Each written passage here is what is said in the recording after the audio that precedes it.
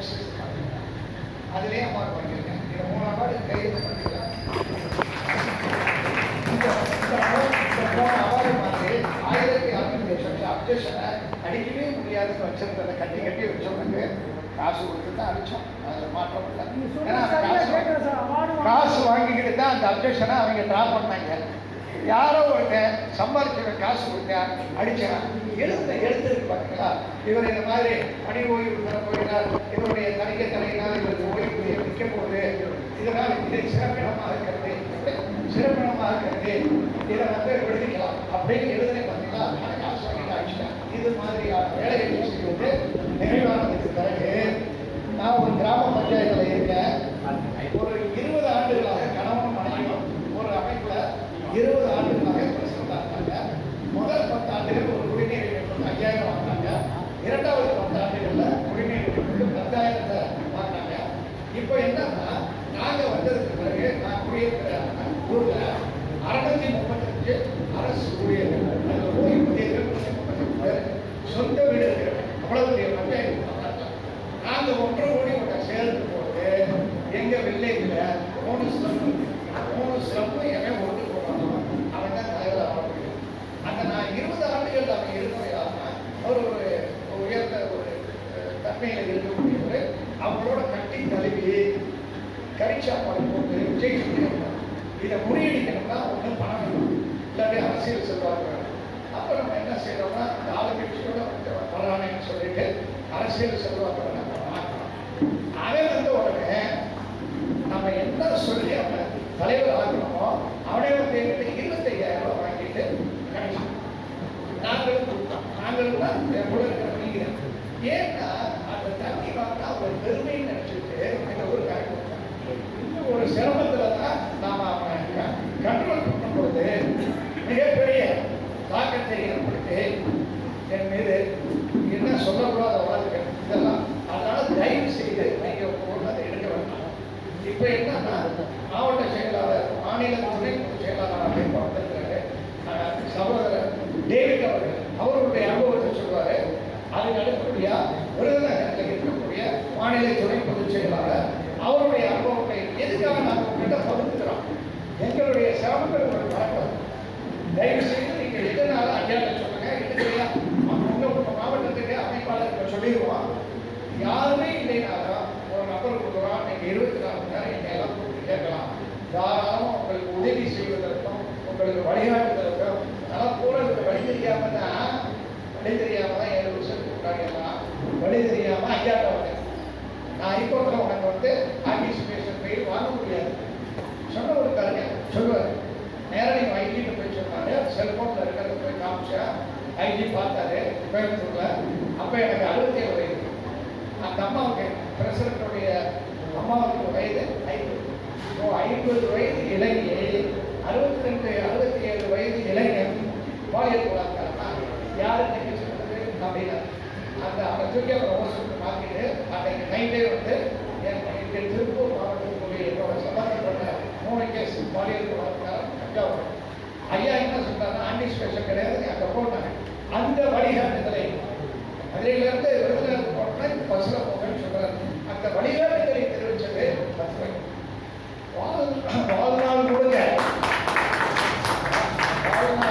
நான் மட்டுமல்ல, எங்கள் குடும்பம், எங்கள் உறவினர்கள் அனைவரும் இந்த 10 ரூபாய் இயக்கத்தினுடைய கட்டுப்பாட்டிற்கும் அடிமையும் கூட சொல்லலாம். காரணம் என்னன்னா, நான் போய் ஆன்டிசிபேஷன் வாங்கி கொடுக்கணும்னா ஒரு வக்கீல் வருவார். அதுக்கு ஒரு 20,000 செலவு வச்சிருப்பேன். திசை மாறி இந்த கேஸ் ஆனது திசை மாறி இருக்கா. நான் இன்னைக்கு ஃப்ரீயாக உலாவிக்கு தெரிய முடியாது.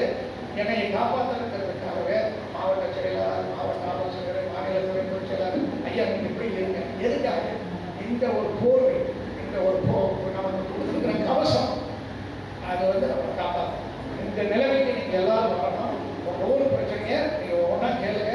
ஒவ்வொரு பிரச்சனையும் கேட்டால் விட்டுருங்க. நாங்கள் உங்களுக்கு வழிகாட்டுவோம். இப்பொழுது மாநில துணை பொதுச் செயலாளர் விருதுநகர் கண்ணன் அவர்கள் அவருடைய அனுபவத்தை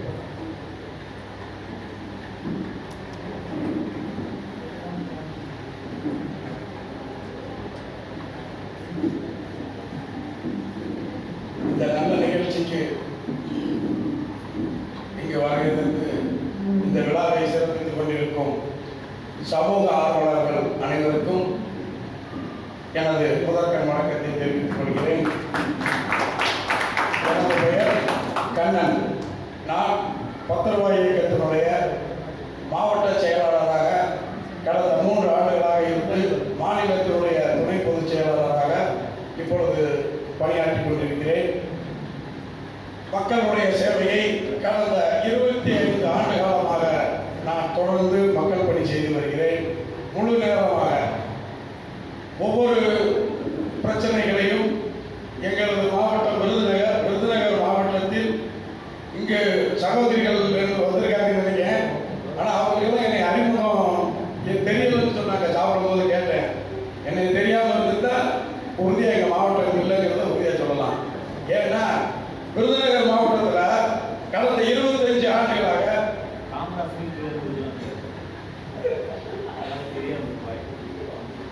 அப்படி விருதுநகர் மாவட்டத்தினுடைய ஆட்சித்தலைவர் திங்கட்கிழமை மனு குறைக்கிறதுக்கும் நான் வருகிறாரோ என்னவோ அந்த இடத்துல அவர் பக்கத்து சீட்டில் நான் இருப்பேன். எல்லாரும் பார்த்துக்கலாம். ஏன்னா அத்தனை பேருக்கும் என்னால் முடிஞ்ச உதவிகளை எழுத்தால செஞ்சுக்கிட்டே இருந்தோம். இப்போ எழுத்தால செய்யறதுக்கு உண்டான வேலைகளை அரசு அலுவலர்களை கொண்டு நீங்கள் பணி நியமனம் செய்து முறையாக வரக்கூடிய மக்களுக்கு செஞ்சு கொடுங்கன்னு சொல்லி நாங்கள் அதை கிட்டத்தட்ட ஒரு 2 வருஷத்துக்கு முன்னாடியே கடுமையாக போராடி நல்ல நிலைமையில அழகாக செஞ்சு கொடுத்துட்டு இருக்காங்க. ஆனால் நம்மளுடைய எங்கள் மாவட்டத்தை பொறுத்தளவில் எல்லா அரசு அதிகாரிகளுமே ஓரளவுக்கு சீரான முறையில் செயல்படுவாங்க. ஏன் அப்படின்னா நாங்கள் அடிக்கடி பெரிய இடத்துல இருந்து நாங்கள் தகவல் அப்பப்போ எங்கே குறை இருக்கோ உடனே அதை சரி செய்யறதுக்கு உண்டான வேலையை செஞ்சுக்கிட்டே இருப்போம். அதனால இப்போ சமீபத்தில் கூட பார்த்தீங்கன்னா எங்கள் மாவட்டத்தில் பட்டாசு தொழில் அதிகம். உங்களுக்கு தெரியும்னு நினைக்கிறேன். விருதுநகர் மாவட்டத்தில் ஒரு 3 தாலுகாவில் பட்டாசு தொழில் அதிகம். ஆனாலும் பட்டாசு தொழில் கிட்டத்தட்ட ஒரு 100 ஆண்டுகளை கடந்து இப்போ 100ஆண்டு விழா கண்டு சிறப்பாக போய்கிட்டு இருக்க இந்த நேரத்தில் 199 வருஷமா இல்லாத நெருக்கடி. எப்பயுமே பட்டாசு தொழிலை பொறுத்தளவில் ஒரு மிக திறனுடைய வீரியமான பொருள் பட்டாசு. எப்பயுமே எந்நேரம் எந்த செயல் நடக்கும்னு யாருக்குமே தெரியாது. காலையில போவாங்க, திரும்பி வீட்டுக்கு நல்ல நிலைமையில வந்தாத்தேன் அந்த தொழிலை பொறுத்தளவில். ஏன் அப்படின்னா எல்லா தொழிலுக்கும் நம்மளுக்கு உயிருக்கு உத்தரவாதம் கொடுக்க முடியும். பட்டாசு தொழிலை பொறுத்தளவில் தெரிஞ்சுதான் நம்ம எல்லாருமே இப்போ தொழில் செய்யறாங்க. அந்த தொழிலையும் இன்னைக்கு கவர்மெண்ட்ல இருந்து ஏகப்பட்ட நெருக்கடி கொடுத்து டார்கெட் கொடுத்துட்டு இருக்காங்க. அதுலயும் அந்த தொழில பாத்தீங்கன்னா அதிகமா அதாவது அரசு அதிகாரிகள் வந்து அவங்கள ஓவரா டார்ச்சர் பண்ணிட்டே இருக்காங்க. இதை கேட்கறதுக்கு யாருமே இல்லை. ஆனா 10 ரூபாய் இயக்கத்தை பார்த்து தமிழ்நாட்டு இங்க மட்டும் இல்ல, இந்தியா லெவல்ல டெல்லியில இருந்து வரக்கூடிய அதிகாரி கூட விருதுநகர் மாவட்டத்தில் இறங்கினோடனே 10 ரூபாய் இயக்கத்தை பார்த்துட்டு உள்ளே வரும். ஏன்னா அந்த அளவுக்கு நாங்கள் வச்சிருக்கோம். நியாயமா நீதியா நடுநிலைமையோட செயல்படுங்க அப்படிங்கிறத இங்க இறங்குறதுக்கு முன்னாடியே நாங்கள் சொல்லிடுவோம். யாரை கூப்பிட்டு சொல்லிடுவோம்? எங்க கலெக்டர் கூப்பிட்டு சொல்லிடுவோம்.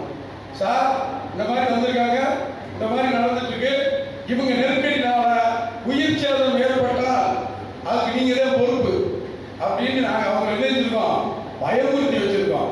தற்பொழுது கூட ஒரு 120 ஆபீசர் ஒரே ஒரு அதிகாரி சீல் வச்சிருக்காரு.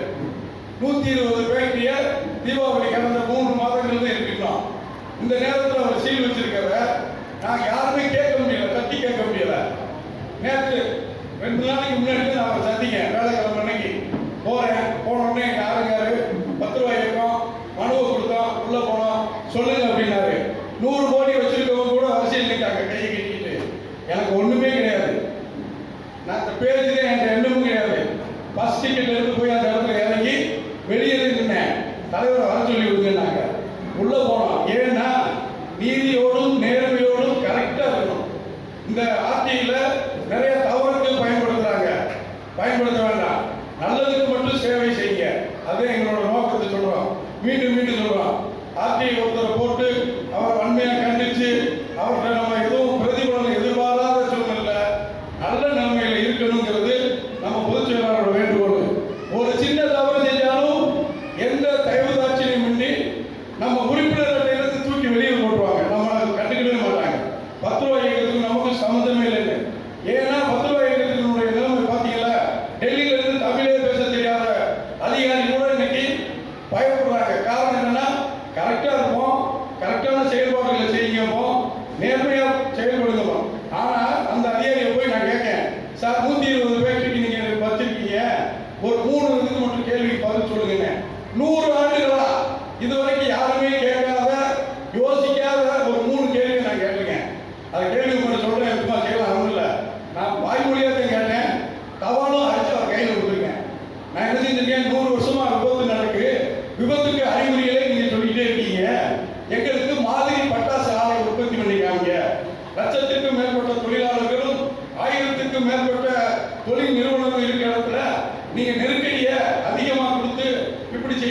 செய்யணும் எங்களுக்கு அறிவுரையா சொல்லிட்டு இருக்கீங்கல்ல, ஒரு மாதிரி பட்டாசு ஆலையை இது மாதிரி தமிழ்நாட்டில் எந்த எல்லாத்துக்கும் சொல்லலாம். இதை நீங்க இப்ப நான் சொல்றது ஒண்ணுக்கு இது எல்லாத்துக்கும் சொல்லலாம். அதிகமா இருக்கிற இடங்கள்ல தொழிற்சாலை உருவாக்குங்க. அந்த தொழிற்சாலையில நீங்களே அதிகாரியா இருங்க, நீங்களே அலுவலராக இருங்க, நீங்களே பணியாளராக இருங்க, நீங்களே மேனேஜரா இருங்க, நீங்களே சூப்பர்வைசரா இருங்க. எல்லாத்துக்கும் செயல்பாடு என்னுடைய லெட்டர்ல சொல்லிருக்கேன், செயல்பாடு இருங்க. ஆனா ஒரு கடந்த ஒரு 5 ஆண்டுகளுக்கு எந்த விபத்தும் இல்லாத ஒரு பட்டாசு ஆலையை உற்பத்தி பண்ணி இந்த இறப்பு சதவீதத்தை குறைச்சிருங்க. அதே மாதிரி ஏற்கனவே 100 வருஷம் ஆச்சு இந்த தொழிலை கண்டுபிடிச்சு, ஒரு ஆம்புலன்ஸ் கூட கிடையாது. ஒரு மருத்துவமனை ஆம்புலன்ஸ், ஒரு தீக்காய பிரிவுடன் கூடிய ஒரு குளிரூட்டப்பட்ட ஒரு வாகனம் ஒன்று கூட கிடையாது. கரெக்டா கான்ட்ராக்ட் எடுத்தது மாதிரி இன்னைக்கு ஒரு பட்டாசு ஆலை வெடிச்சிருக்குன்னா, ஏன்னா நாங்கள் அங்க இருந்து பார்ப்போம். வெடிச்சிருக்குன்னா திடீர்னு வந்து வேகமா கொண்டு வந்து ஒரு பிரைவேட்ல கூப்பிடுவாங்க. பிரைவேட்ல கூப்பிட்டு அதை என்ன வச்சிருப்பேன், ஒண்ணுமே இருக்காது, ட்ரெச்சர் மட்டும் உள்ள வேண்டிக்குள்ள இருக்கும். தலை கொண்டு வந்து நம்ம பருத்தி மூட்டை தூக்கம்ல, பருத்தி மூட்டை தூக்கி போட்ட மாதிரி மொத்தமா போட்டு ஆஸ்பத்திரி கொண்டு தட்டிட்டு போயிட்டே இருப்பாங்க. இதை இதுவரைக்கும் கேட்டதே இல்லை, யாருமே கேட்டதில்லை. ஏன் கேட்கலன்னு சொல்லவா, கோடி கணக்கில் தொழில் பண்ணி தொழிலாளர்களுக்கு வேலை கொடுக்காத முதலாளி பயப்படுறாங்க. அதிகாரி கேட்டா ஐயோ என்ன செஞ்சிருவாரோ, நம்ம நிறுவனத்தை மூடிடுவாரோ, நம்ம 10 கோடி ரூபாய்க்கு ஆர்டர் வச்சுக்கவே அந்த ஆர்டர் நின்றுமோ அப்படின்னு பயப்பட்டதுனால 100 வருஷமா யாரும் கேட்க முடியல. நேற்று போய் நான் கேட்டு வந்திருக்கேன், கேட்டு பேஸ்புக்ல போட்டிருக்கேன். ஒரு 200 பேர் எனக்கு லைக் கொடுத்துருக்காங்க. 200 பேர். இது எல்லாருக்கும் தெரியும் கேட்கணும்னு, ஆனா கேட்க மாட்டேங்கிறாங்க. சரிங்களா, நம்ம இதை கேட்டுருக்கோம். இதை விட முக்கியமான விஷயம் என்னன்னா, இப்ப நம்ம வேற ஒண்ணும் இல்லை, ஒரு ஈபி இருக்கு, ஈபியில ஒரு சர்வீஸ் வாங்கணும் உறுதியா, ஒரு கமர்ஷியல் சர்வீஸ், ஏதோ ஒரு தொழில் நிறுவனம் சர்வீஸ் வாங்கணும். எப்படி லஞ்சம் கொடுக்கணும்னு தெரியுமில்ல எல்லாருக்கும். லஞ்சம் கொடுக்காம வாங்க முடியாதுன்னு உறுதியா தெரியும், தெரியுங்களா? நான் என்ன செஞ்சேன் தெரியுமா, ஒரு பட்டாசு தொழிற்சாலை ஆர்டர் வாங்குறதுக்கு 2 லட்சம் ரூபாய் சொல்லுவாங்க. எல்லாரும் தெரிஞ்சுக்கோங்க.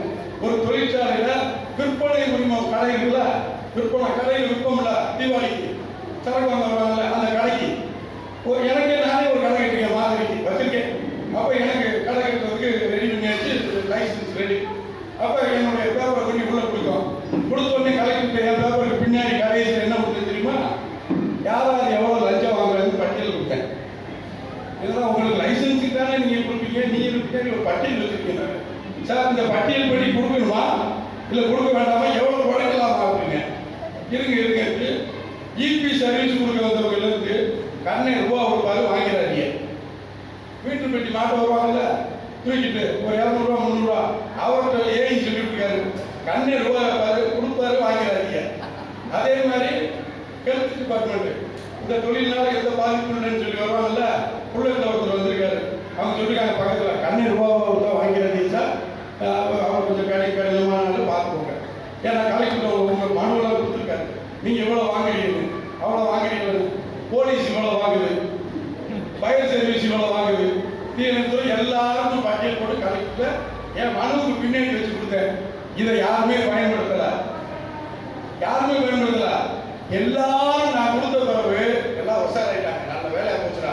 2 லட்சம் ரூபாய் கொடுக்க வேண்டிய இடத்துல யாருமே கொடுத்துடணும்ல, 15 லட்சம் ரூபாய் செலவழிச்சு கடை கட்டுறோம். 2 லட்சம் ரூபாய் கொண்டு போய் ஒரு புரோகத்தை கொடுத்து இதை நீங்க செஞ்சு கொடுங்கன்னு சொல்றோம்.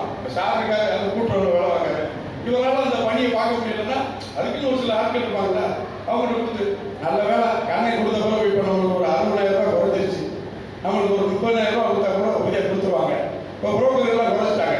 இப்போ குறைச்சிட்டு பார்க்க இடத்துல என்ன தலைவா 1 லட்ச ரூபாய்க்கு மேலே வாங்கிட்டு நீங்க ஒரு மனுவை கொடுத்து தளவு கூட கொண்டு வந்துட்டீங்க அப்படின்னு கேட்பாங்க. இல்லை அந்த மாதிரி இது மாதிரி நிறைய விஷயம் செஞ்சிருக்கோம். நான் சார் ஒருத்தர் கூட அந்த ஊராட்சி இதில் பாதிக்கப்பட்டாருன்னு சொன்னாங்க. அது மாதிரி எங்க ஊராட்சியில் கிராம சபை கூட்டத்துல ஒரு ஊராட்சி செயலாளர் சாமான் எத்திட்டாரு. யார ஒரு பொதுமக்களை எல்லாரும் கேள்விப்பட்டிருக்கீங்க, சமூக வீடியோவில் பார்த்துப்பீங்க, சோசியல் மீடியாவில். அவரை எத்தி கீழே செகண்ட்ல எனக்கு தகவல் தெரிஞ்சு நான் பொதுச் செயலாளருக்கு போன் பண்ணேன். அதை என்னென்னு ஃபாலோ பண்ணுங்க மாவட்டம் அப்படின்னாங்க. அப்போ மாவட்ட செயலாளர் இருக்கேன். அந்த நிமிஷத்துல இருந்து அவருடைய கடைசி பயணம் வரைக்கும் என்ன செஞ்சோம்னா, நேராக கலெக்டர் கூட்டு போனோம், என்ன உதவிகள் வேணுமோ அதை செய்ய சொன்னோம், முறையாக செஞ்சு கொடுத்தாரு. கலெக்டர் எனக்கு ஒரு நண்பர், எங்க மாவட்ட கலெக்டர் எனக்கு ஒரு நண்பர். ஏன்னா இப்போ அவர் வந்து கிட்டத்தட்ட ஒரு 380 நாளோ 400 நாளோ ஆகுது. நான் ஒரு 1200 மனு கொடுத்துருக்கேன். இவருக்கு மட்டும் 1200 மனு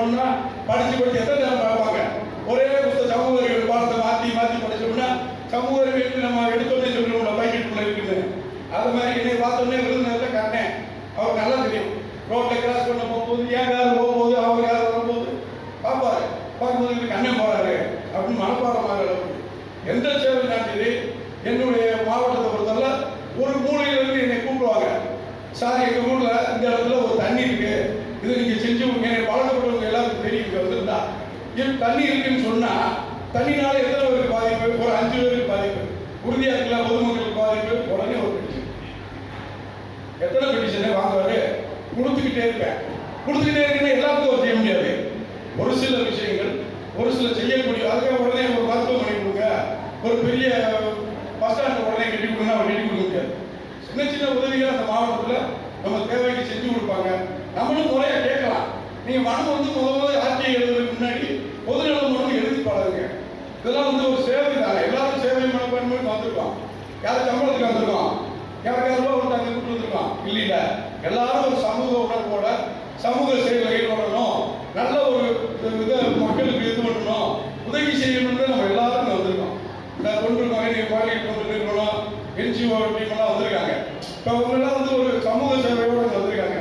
இதே மாதிரி நம்ம எல்லாரும் சமூக சிந்தனையோட செயல்படலாம். அவருக்கு அது என்ன நடந்ததுன்னா, அந்த ஊராட்சி செயலாளர் உடனே சஸ்பெண்ட் பண்ண சொன்னோம். உடனே அவர் மீது நடவடிக்கை எடுக்கப்பட்ட அந்த சம்பந்தப்பட்ட காவல் ஆய்வாளர் மற்றும் சார்பு ஆய்வாளரை சஸ்பெண்ட் பண்ணோம். இதெல்லாம் நாங்கள் செஞ்சோம். யாருடைய வழிகாட்டுதல்? அண்ணன் சீனியர் வழிகாட்டுதல், பொதுச் செயலாளரோட வழிகாட்டுதல். எனக்கு ஏதாவது ஒரு டவுட்னா டக்குன்னு நாமக்கல் மாவட்டத்துக்கு ஒரு ஃபோன் போடுவேன். அண்ணன் எனக்கு தவிர்க்க முடியாத சூழ்நிலை, என்ன செய்யணும் சொல்லியிருந்தாரு. அண்ணன் DNA டெஸ்ட் சொல்லியிருக்காங்கல்ல, அவர்கிட்ட ஃபோன் பண்ணுவேன். அவர் உடனே தகவல் கொடுப்பாரு. அதே மாதிரி ஃபாலோ பண்ணுவேன். கரெக்டாக நான் அதனால ஒருத்தருக்கு ஒருத்தர் தெரியாட்டணும். நம்ம சமூக வலைதளங்கள்ல நிறைய போட்டுருக்கோம். எதுக்காவது உங்களுக்கு ஒரு சந்தேகம் இருக்குன்னா உடனே நம்ம பத்திர இயக்கத்தில் வச்சிருக்கோம்ல எல்லா மாவட்டமும், அந்த குரூப்பில் கேளுங்க, சந்தேகங்களை கேளுங்க. அண்ணன் இந்த மாதிரி போயிருக்கேன், இந்த பஸ் ஸ்டாண்டுக்கு இருக்கேன், இந்த மாதிரி இருக்கும், இதில் ஒரு பிரச்சனை இருக்கு அப்படின்னா உங்களுடைய தகவலை போடுங்க. நம்ம மாவட்டத்தில் எல்லா இடத்துல இருந்தும் அந்த தகவலுக்கு பதில் பண்ணும் உடனே நினைச்சுவாங்க, உங்களுக்கு தாக்கல் பண்ணுவாங்க. அதுபடி நீங்கள் முடிஞ்ச அளவுக்கு சக்ஸஸ் பண்ணிக்கலாம். சரிதானா? அந்த மாதிரி ஆர்டிஐ எழுத தெரியல, எனக்கு ஒரு விஷயங்கள் தெரியலைன்னா பயப்படவே வேண்டாம். எப்போனாலும் ஃபோன் பண்ணுங்க, தகவல் சொல்லுவோம். சரியா?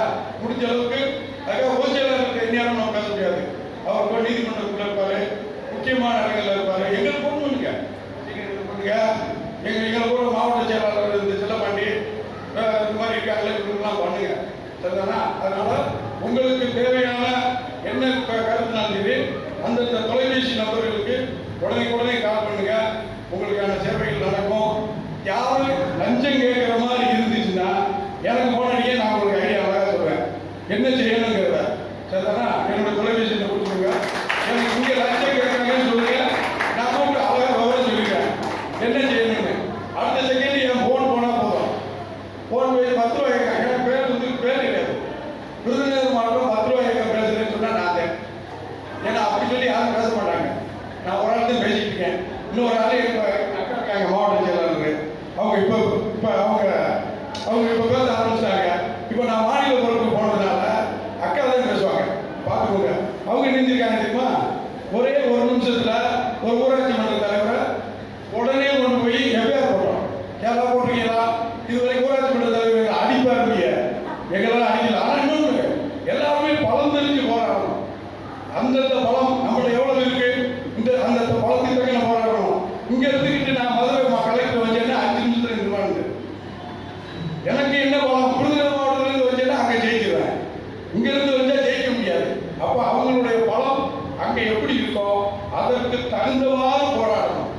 பெரிய கல்வாரி இங்க இருக்கு மேலூர்ல, அந்த கோரி மேல நான் உடனே கேஸ் போட்டு நான் ஜெயிக்க முடியுமா? என்னெல்லாம் எழுதிச்சுவாங்க, தூசி ஆகிடுவாங்க.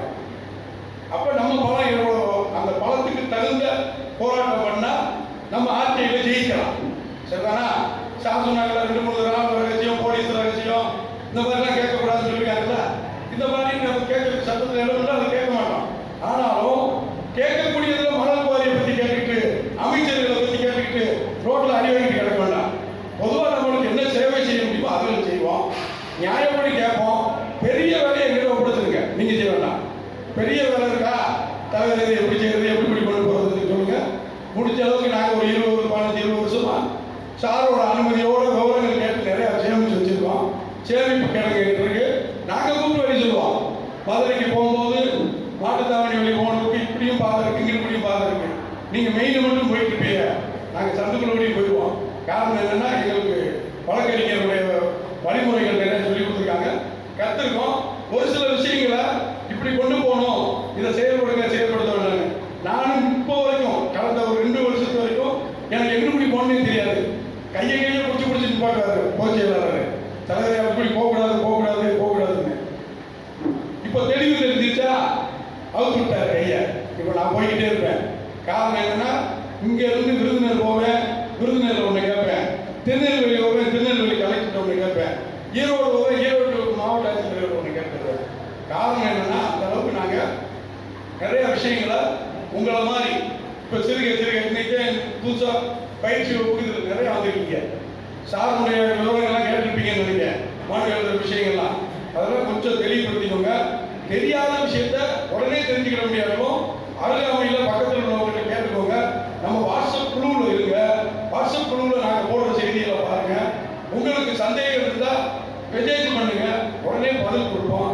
அதனால உங்க மாவட்டத்தில் சிறப்பான அலுவலர்களை சார் சொன்ன மாதிரி உயர்வு மேலதுன்னு சொல்லுங்க. ஒன்றும் சரியில்லைன்னா அன்புடைய வணக்கம் போடுங்க. அப்படி போட்டு நல்லபடியாக மனு எழுதுங்க. பொதுமக்களுக்கு சிறந்த சேவையை என்னாலும் செய்வதற்கு, இன்னாலும் போல் என்னாலும் செய்வதற்கு நீங்கள் என்னமும் நல்லபடியாக நடக்கிறது என்னுடைய தாழ்மையான கருத்தை கேட்டுக்கொண்டு நடைபெறுகிறேன். என்னுடைய தொலைபேசியை எழுதிக்கோங்க.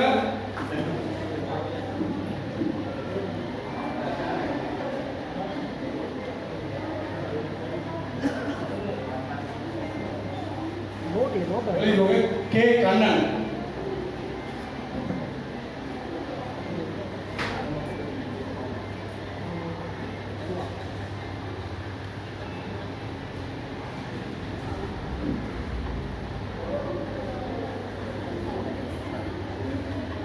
மாநில துணை பொதுச் செயலாளர் 10 ரூபாய் இயக்கம்.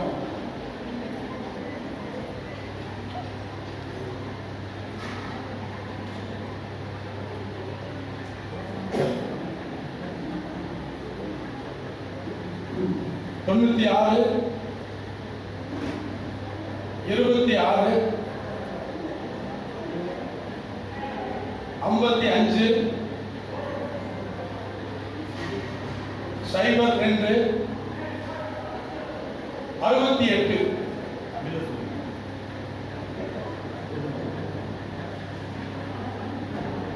96 26 55 0268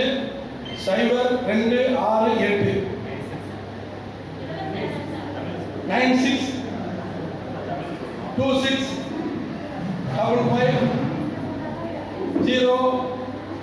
0268. புரியாதவங்க குறிச்சுக்கோங்க. முடிஞ்ச அளவுக்கு நீங்க எந்த மாவட்டம் இல்லை, எந்த மாவட்டத்திலிருந்து கூப்பிட்டாலும் பதில் சொல்லுவோம். என்னையாவது கூப்பிட்டாலும் விவரம் சொல்லுவான். நைட்டு 12 மணிக்கு கூட என்னைய கூப்பிடலாம், பொதுச் செயலாளரை கூப்பிட்டாதீங்க.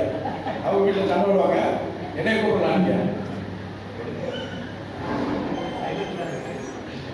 அதனால கூப்பிடுங்க, எடுத்து பதில் சொல்லுவோம். ஏன்னா எங்க வீட்டில் வந்து பழக்கப்பட்டு போச்சு. அடிவாங்க எத்தனை நாளைக்கு பார்ப்பாங்க? 25 வருஷம் அடிக்கிறீங்க. நீங்க எல்லாம் ஒரு நாள் என்ன செலவு கொடுப்பீங்க?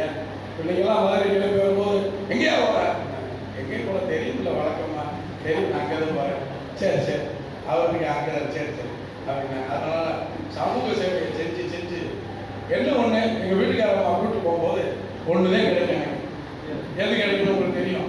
வணக்கம் கிடைக்கும். ரோட்ல போகும்போது பூக்கடைக்கு கூட்டு போனா சரி, 1 கிலோமீட்டர் கூட்டு போகணும் 100 ரூபாய் வரும்.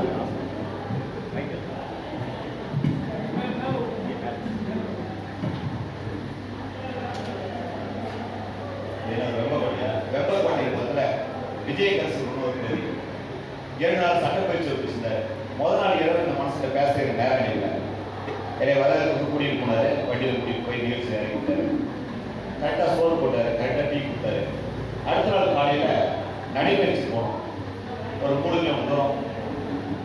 ஒரு எம்எல்ஏ ரோடு நடந்தா, எம்பி நடந்தா, மந்திரி நடந்தா எவ்வளவு பேர் வணக்கம் போனோம். அதை விட 2 மடங்கு வணக்கம் மனசு. சின்ன குழந்தை கண்ணனா அப்படிங்கிறாங்க. பெண்கள் கண்ணமாமா, கண்ணா எல்லாம் கண்ணா கோகுலத்து கண்ண மாதிரி இந்த கண்ணனுக்கு அந்த ஊர்ல ரசிகர் பண்ணுவோம். எனக்கு ஒரு மேல காரணம் மாட்டினார். வந்தார், 10 வயது உறுப்பினர் சேர்ந்தார். ஞானி வெளியிருப்பாங்க. 2 நாள் கழிச்சு பேசியிருந்தப்ப அந்த 10 வயது உறுப்பினர் சேர்ந்தார். மேடைகளை பார்த்தேன். உனக்கு சேர்க்க முடியாது. ஏன் சார் அப்படின்னாரு. 10 வயது மாவட்ட சேவைக்கு தான் போக 10 வயது மாவட்ட சேவைக்கு தான் போக அப்படின்னா அவரு சார் அவ்வளவு பெரிய பொறுப்பான சார் முடியாது. இது சின்ன பொறுப்பு பெருசா தரணும். உடனே பெரிய பொறுப்பு தர இது கொடுத்துருக்கேன். உனக்கு வேற வேலை இருக்க, இந்த வேலையை செய்யணும். இப்போதைக்கு மாவட்ட சேவை வேலை செய்யுது. கொள்ளிமலை வந்தாரு. மந்திரி கூட வந்து பேசிட்டு இருந்தாரு. முன்னாடி வந்து தலையாடி கேட்டுட்டாரு. பேசுறத ரசிச்சுட்டு அவருடைய மாநில செயலர் பாஸ்கர் பேசுறத ரசிச்சு கேட்டுக்கிட்டாரு. ஒவ்வொருத்தரும் பேசுறது உன்னிப்பா கேட்டுக்கிட்டாரு. பாஸ்கர் கேட்டாரு, இவர் எங்கேயும் பிடிச்சிங்க? மனசை பார்த்தா மாதிரியா இருக்க, மார்க்கமா இருக்காரு. ஆனா இவ்வளவு ஆர்வமா இருக்க, சரியா இருக்க, மிகச்சிறப்பா செயல்பட்டு இருக்காரு.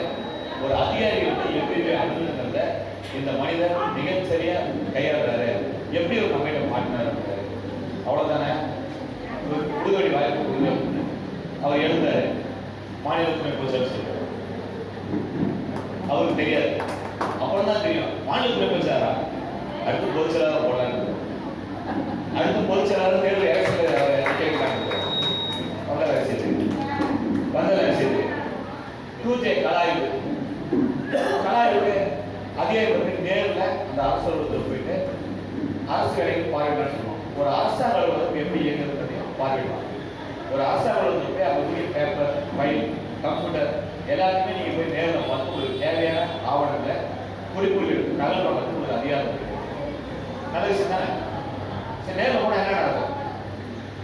ஒரு காவல் நிலையம் போலீஸ் போய் மிஸ்டர் இன்ஸ்பெக்டர் சார் அந்த எஃப்ஐஆர் டெக்ஸ்ட் பண்ணிட்டு அந்த சிஎஸ்ஆர் புக்கை இட்டு அப்படின்னா சட்டத்தில் இடம் இருக்கு. சட்டத்துல வழி இருக்கு, ஆய்வு செய்யலாம். காவல் நிலையத்தை ஆய்வு செய்யலாம். போலீஸ் துப்பாக்கி எத்தனை போட்டா இருக்கு கூட ஆய்வு செய்யலாம். போலீஸ் துப்பாக்கி எப்படி நடத்துறாங்க? போலீஸ் பயிற்சி மையத்துல ஆயுதப்படையில துப்பாக்கி வகுப்புல துப்பாக்கி எப்படி சொல்றாங்க அப்படிங்கிறத நீங்க போய் கலாய்வு செஞ்சு வரலாம். கலாய்வு செஞ்சு என்ன வரும்? பெருமடி எஃப்ஐஆர்லாம் வருது. போஸ்ட்மார்ட்டம் உங்களுக்கு எஃப்ஐஆர் போடுவாங்க. பைக்கு நீ இருக்க மாட்டேடியே துப்பாக்கி பயிற்சி நீங்க கலாய்வு செய்றீங்க. தவறிடுச்சிங்க. எப்படிங்க தவறிடுச்சிங்க? ஏன்னா நம்மளால குறிப்பா தப்பா சொல்லுவாங்கல்ல. அதனால கலாய்வு ஒரு நல்ல விஷயம், மிகப்பெரிய ஆய்வு. அதை யார் யாரெல்லாம் வாய்ப்பு இருக்குதோ அவருக்கு சரியாக பயன்படுத்து. என்னென்ன கலாய்வு செய்யறா ஒரு அரசாங்க வேலை எதாவது நீங்க ஆய்வு செய்யணும்.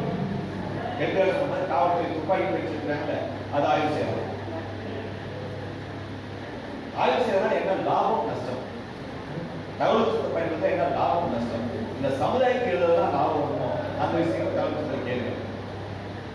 உங்களுக்கு என்ன தனிப்பட்ட முறையில உங்க வீட்டு பட்டாசு, உங்க வீட்டுடைய ஆவணங்கள் தேவை தகவல் கேளுங்க. அதிகமா கேளுங்க. தயவுதட்சம் மேல பஞ்சத்திறமையெல்லாம் அதிகமா கேளுங்க. சட்டம் மிகப்பெரிய உரிமை உங்களுக்கு கொடுத்துருக்கு. எதை வேணாலும் கேட்கலாம், எப்படி வேணாலும் கேட்கலாம். அதுக்காக உங்க மேல கேஸே போட முடியாது. இப்படி ஒரு சுதந்திரம் உலகத்துல எந்த நாட்டிலும் கிடையாது. நமக்கு மட்டும்தான் ஆனால் அம்பேத்கர் இந்தியாவை என்ன சட்டத்தில் ஆட்சி நடக்க நினைச்சாரோ, நமக்கு உரிமை கொடுக்க நினைச்சாரோ அப்படி ஒரு உரிமை அரசியல் அவரால் கொடுக்க முடியல. அம்பேத்கர் அவர்களுடைய கனவை நிறைவேற்ற சட்டம், நனவாக்கிற சட்டம் தகவல் சட்டம். தகவல் சட்டம் சட்டம் வரதுக்கு முன்னாடி ஒரு 50 பேர் நமக்கு தெரியும். ஒரு அரசாங்க போய் மனு கொடுத்து வருவோம், பதில் கிடைக்காது. கோரிக்கை வைப்போம், பதிலே கிடைக்காது. நம்ம ஒரு போவோம், உடனே ஒரு போராட்ட அறிவு கொடுப்போம்.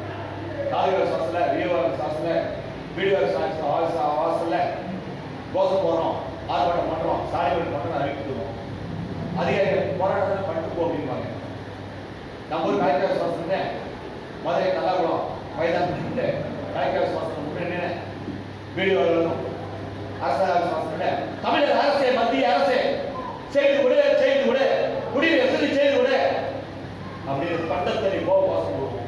அந்த கோஷம் போடக்கூட நான் நினைப்போம், நான் போடக்கூடிய கோஷம் சென்னை ஜெயிச்சால் கோட்டைக்கு வெடிக்கும், செங்கோட்டைக்கு வெடிக்கும், மோடியும் காதுக்கு போகும், ஸ்டாலின் சிவிப்பை கிளியும் அப்படின்னு நினைச்சு அகில் கோஷம் போடுவோம். போட்டவையா பைசா போட்டோம். தொண்டை கிழிக்கு போய் ரத்த வாந்தி எடுத்து இந்த அந்த தர்மாசனத்தில் அரசாங்க மருத்துவமனையில் நாற்பத்தில் போய் 4 நாள் கோபாலகரத்தை தவிர நாங்கள் போட்ட கோஷம் தாலுக்கா பியூனு கேட்கல, கலெக்டர் ஜவாலி கேட்கல. அவன் உள்ள மாமூல பார்த்துக்கிட்டான். இது தெரியாம நாங்கள் கோஷம் போட்டு எங்க உடம்பு புண்ணாயிட்டோம். 2000 கல்லூரி சட்டம் சட்டம் வந்துச்சு. இந்த சட்டம் வந்த பிறகு தெருவில் போய் கோஷம் போராட்டம் தான் நாங்கள் விடணும். இப்போ நாங்களே என்ன பண்றோம்னா கொஞ்சம் அறிவை பயன்படுத்துறோம், அறிவை கையில் எடுக்கிறோம், மூளையை பயன்படுத்துறோம். ஒரே நேரத்தில் வேலை செய்யாத அரசாங்க அலுவலகத்துக்கு 100 ஆர்டி, என்ன வேலை செய்யாத அரசாங்க அலுவலகத்துக்கு வேலை செய்யாத அதிகாரிக்கு ஒரே நாள் 100 ஆர்டி, ஒரே நாள் 200 பெருசு, ஒரே நாள் 100 500. வேலை செய்யலையா, மக்களுக்காக வேலை செய்யலையா, வாகனத்துக்கு வேலை செய்யலையா, அந்த ஆபீஸை நடுத்தெரு கொடுத்தது, தெரு கொடுத்தது, நம்ம வீடு கொடுத்த ஆபீஸ் எல்லாம் கைவிடலாம் அப்படின்னு ஒரே நேரத்தில் ஒரு 50 பேர் சேர வேண்டியது. ஆளுக்கு 5 மணி எவ்வளோ ஆச்சு? 500 எவ்வளோ? 250 ஃபைல 250 புத்தகத்தை நம்ம முடியாத ஆட்சி போடுறது. நம்ம அதே கொடுப்பானா? தகவல் அறிக்கை கொடுப்பாரா? கொடுக்க மாட்டார். தள்ளுபடி பண்றேன் அப்படின்றாரு. தள்ளுபடி பண்ணிட்டு போறாரு. நாங்கள் மனு போடக்கூடிய சாமிக்கு வேண்டிக்கும், மீனாட்சி மீனாட்சி அந்த அதிகாரத்தை சொல்லுமா, தகவல் தரக்கூடாது சொல்லுமா, நல்ல புத்தி கொடுத்தவங்க சட்டத்தை சொல்லி கொடுத்து தகவல் கொடுக்க முடியாதுன்னு சொல்லுமா அப்படிமோ. அம்மாவும் சொல்லுவோம், விஸ்வராஜ் விஸ்வராஜ் கொடுக்க வேணும்னு சொல்லிட்டோம்ப்பா. அதிகாரி பதில் எழுதுவாரு, நீங்கள் கோரிய தகவல் அளவுக்கு அதிகமானதாக இருப்பதா? 4 பக்கம் இருக்கு. எத்தனை பக்கம் இருக்குமா? 4 பக்கம் எழுத அளவுக்கு அதிகமான தகவல் இருப்பதா? வர முடியாது. அடுத்தது, நீங்கள் கோரிய தகவல் தனி மனித தகவலை கேட்டீங்க. என்ன கேட்டுக்கணுமா? நெட்ல வெற்றி வெளியிருக்கிற கிராமத்தோட வரைபடத்தை போடா, இணையதளத்தை நெட்ல இன்டர்நெட் ஃப்ரீயாவே வெளியிட்டிருக்கோம். அது தகவல் அரசு வெளியிட்டிருக்கோம், வருவாய்த்துறையே வெளியிட்டிருக்கோம். அந்த மேப்பை குரான் சொல்லி கேட்டிருப்போம்.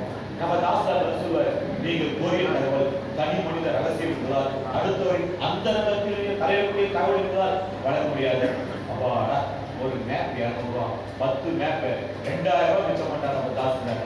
ஃபர்ஸ்ட் பில் பண்ணுவோம், இதே பதில் வரும். ஆணையத்துக்கு போவோம், 2 வருஷம் கழிச்சு பொருட்கள் சொல்லிடுவாங்க.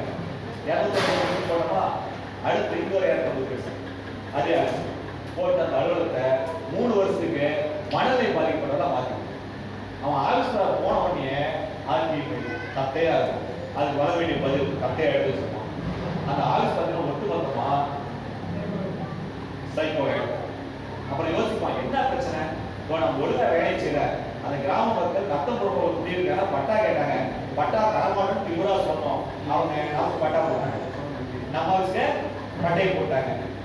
ஒழுங்கா பட்டா விட்டுருந்தா நாம நம்ம மாமூல் வேலைக்கு பார்க்கலாம். பட்டா விட்டு 50 வீட்டுக்கு ஒரு 5000 ரூபா வீட்டுக்காரர் போய் கேட்டோம், 10,000 ரூபா கொடுத்துருவோம். ஏன்னா இந்த தலைவர் தரவணும் சொல்லணும், இந்த சமுதாயம் தரவணும் சொல்லல. பயனாளிகிட்ட நேரம் நம்மளுக்கு பேசிட்டா கொடுத்துருப்பான், வருமானம் கொடுத்துருக்கோம், வருமானத்தையும் எடுத்துட்டு இப்ப நம்ம பாதிக்கப்பட்டோமே அப்படின்னு அவன் புரிஞ்சுக்குவான்.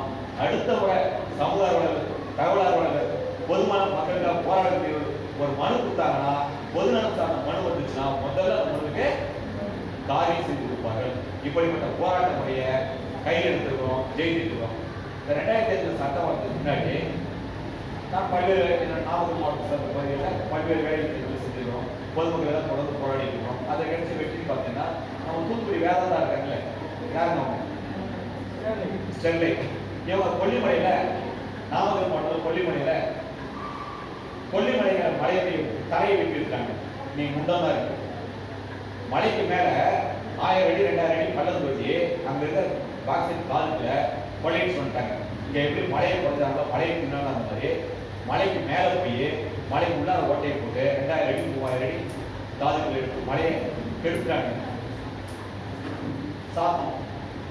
சாப்பிட கொல்லிமலைக்கு வேளாண்மை குறைக்கணும். அதுல என்னுடைய பங்களிப்பு அதிகம். தொடர்ந்து மக்கள் பிரச்சனை போராட்டத்துக்கு இந்த அரசாங்கம், இந்த ஆட்சியாளர்கள் நாமக்கல் மாவட்டம் ராசிபுரம் பழைய பஸ் ஸ்டாண்ட்ல எனக்கு செலவழிச்சிருக்காங்க. சிரிக்கிறீங்க, கேள்வி கேட்ட உடனே அரசாங்கத்தை போயிட்டு மக்களுக்கு பட்டா தராம இருக்கிற அவ்வளவுதான் கொடுத்துருவோம். அடுத்த நாள் பேப்பர்ல செய்தி வரும், கட்சிக்கு வளர்ச்சி கேட்டா தலைவரைவு, வழக்கு பதிவு, வழக்கு தலைவரைவு அப்படின்னு செய்தி வரும். போட்டுக்க 50வது எஃப்ஐஆர் போட்டாங்க. 50வது எஃப்ஐஆர் போட்டாங்க. காவல் நிலையத்தில் எல்லாத்துக்கும் சாக்லேட் இனிப்பு கொடுத்தோம். 50வது ரிப்பீட் பண்ணாச்சு.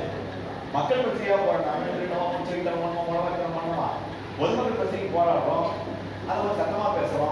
அவங்களுக்கு எஃப்ஐஆர் போட்டு போ அப்படின்னு இனிப்பு கொடுத்தோம். 70 எஃப்ஐஆர் ஏதாவது லட்டு கொடுத்தோம். காவல் நிலையத்தில் போலீஸ் லட்டு. 3வது எஃப்ஐஆர் கேக் வெட்டி காவல்காரர் கொடுத்தோம். 2005 தகவல் சொன்ன ஒரு சட்டம் வந்துச்சு.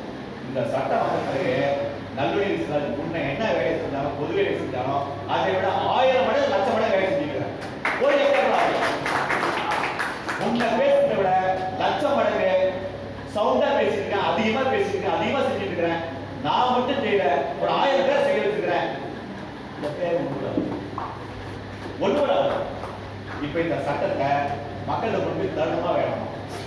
அதனால முடிவு பண்ண இனிமேல் கட்சி சார்ந்த அரசியல் போறதில்லை, தேர்தல் சார்ந்த அரசியல் போறதில்லை. நம்ம வேலை வாத்தியார் வேலை போய் பாடம் நடத்துவோம். பாமர மக்களுக்கு, சாதாரண மக்களுக்கு, அடித்தட்ட மக்களுக்கு, கை நாட்டுக்கு, விவசாயிகளுக்கு, குறைவாக படித்தவர்களுக்கு தகவல் திட்டத்தை கையில் கொடுப்போம், சட்டத்தை கையில் கொடுப்போம், சட்ட ஆயுதம் நீண்ட வைப்போம். இந்த நாட்டில் ஊழலை ஒழிக்கணுமா, லஞ்சத்தை ஒழிக்கணுமா, இங்க ஒரு சுதந்திரம் கிடைக்கணும்னா சட்ட ஆயுதம் இளைஞர் கையில, மாணவர்கள் கையில, மக்கள் கையில, விவசாயி கையில, தொழிலாளிகளுக்கு போடுறதுனால அதற்காக ஒரு இயக்கத்தை ஆரம்பிச்சோம்.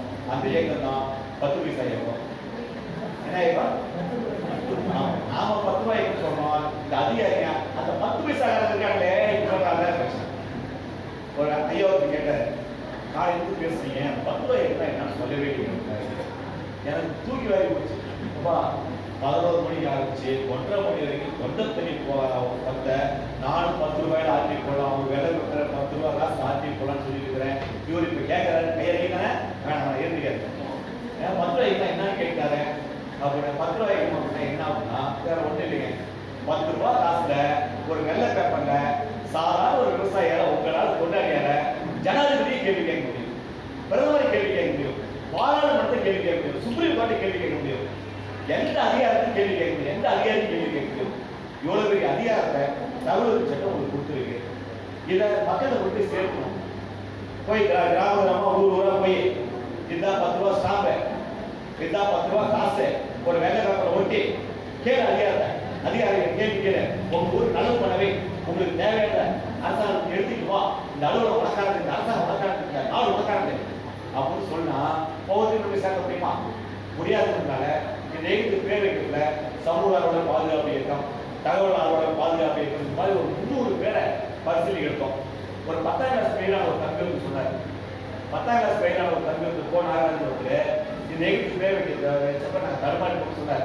அண்ணே எந்த பேர் நல்லா 10 ரூபாய் நல்லா இருந்தே அப்படின்னு புரியல. 10 ரூபாய் காசு கட்டினா ஜனாதிபதி கேள்வி கேட்பி நீ மேடை மாதிரி சொல்லியிருக்கிறத அப்படின்னா 10 ரூபாய்க்கு சொன்னா ஊர்ல 10 ரூபாய்க்கு என்னன்னு கேட்பாங்க. கேட்கணும்னு சொல்லுவாங்க. 10 ரூபாயை வசூல் பண்ணி சீனிவாசன் அம்பானி ஆக போறாரு, 10 ரூபாயை வசூல் பண்ணி கண்ணன் டாட்டா ஆக போறாரு, 10 ரூபாயை வசூல் பண்ணி அக்கா அம்பானி பேட்டி ஆயிடுவாங்க அப்படின்னு நம்ம திட்டுவாங்க. திட்டோடனே 10 ரூபாய் வசூல் பண்ணி 10 ரூபாய் சேர்த்து ஒரு கார் கூட வாங்க முடியாது, ஒரு பைக் கூட வாங்க முடியாது அப்படின்னு மக்களுக்கு தெரியும். அப்படின்னா என்ன 10 ரூபாய்க்கு வச்சுக்கலாம், ஒரு 10 லட்சம் ரூபாய்க்கு வச்சுக்கலாம், 10 கோடி ரூபாய்க்கு வச்சுக்கலாம், ஏதோ 10 பைசாய்க்கு 10 ரூபாய்க்கு பேர் வச்சுருக்காங்க அப்படின்னு பிசினஸ் வரப்ப 10 ரூபாயில ஒரு சாமானிய மனசனால ஜனாதிபதி கேள்வி கேட்க, அதிகாரத்தை கேள்வி கேட்க, அதிகாரத்தை ஆட்டி படைக்க முடியும், மக்களுக்கான அதிகாரம் இருக்கிறத காட்ட முடியும், சுதந்திர இந்திய குடிமகனுக்கு மிகப்பெரிய அதிகாரம் இருக்கிறத காட்ட முடியும். வாக்குரிமைக்கு தான் ஒரு அதிகாரம் கிடையாது, ஆட்சிங்கிற அதிகாரத்துல இந்த ஆட்சிய அதிகாரத்தை அரசாங்கத்தை நிர்வாகம் செய்ய முடியும், ஆக்கப்பூர்வம் பயன்படுத்த முடியும், காட்ட முடியும். அதனால 10 ரூபாய்க்கு பேர் வைக்கிறாரு. இந்த பெயர் நல்லா இருந்ததுனால 10 ரூபாய்க்கு வச்சோம். இப்ப ஆட்சி 10 ரூபாய் அப்படிங்கிற விஷயம் சமூக உடலில் நல்லா போயிருக்கு. சமூக உடலை பயன்படுத்தக்கூடிய அரசியல் தெரிந்தவர்கள் 10 ரூபாய் பற்றியும் தகவல் தெரிஞ்சு வச்சிருக்காங்க. இது 10.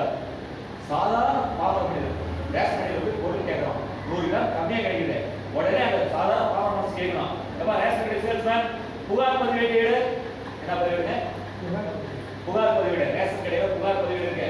ஒவ்வொரு அரசாங்க அலுவலகத்திலும் மத்திய அரசு அலுவலகத்திலும் புகார் பதிவேடு இருக்கு. அந்த பதிவேட்டுல வாங்கி நீங்க உங்களுடைய புகாரை எழுதி சொன்னீங்கன்னா அதன் மீது 48 மணி நேரம் நடவடிக்கை எடுக்கணும்.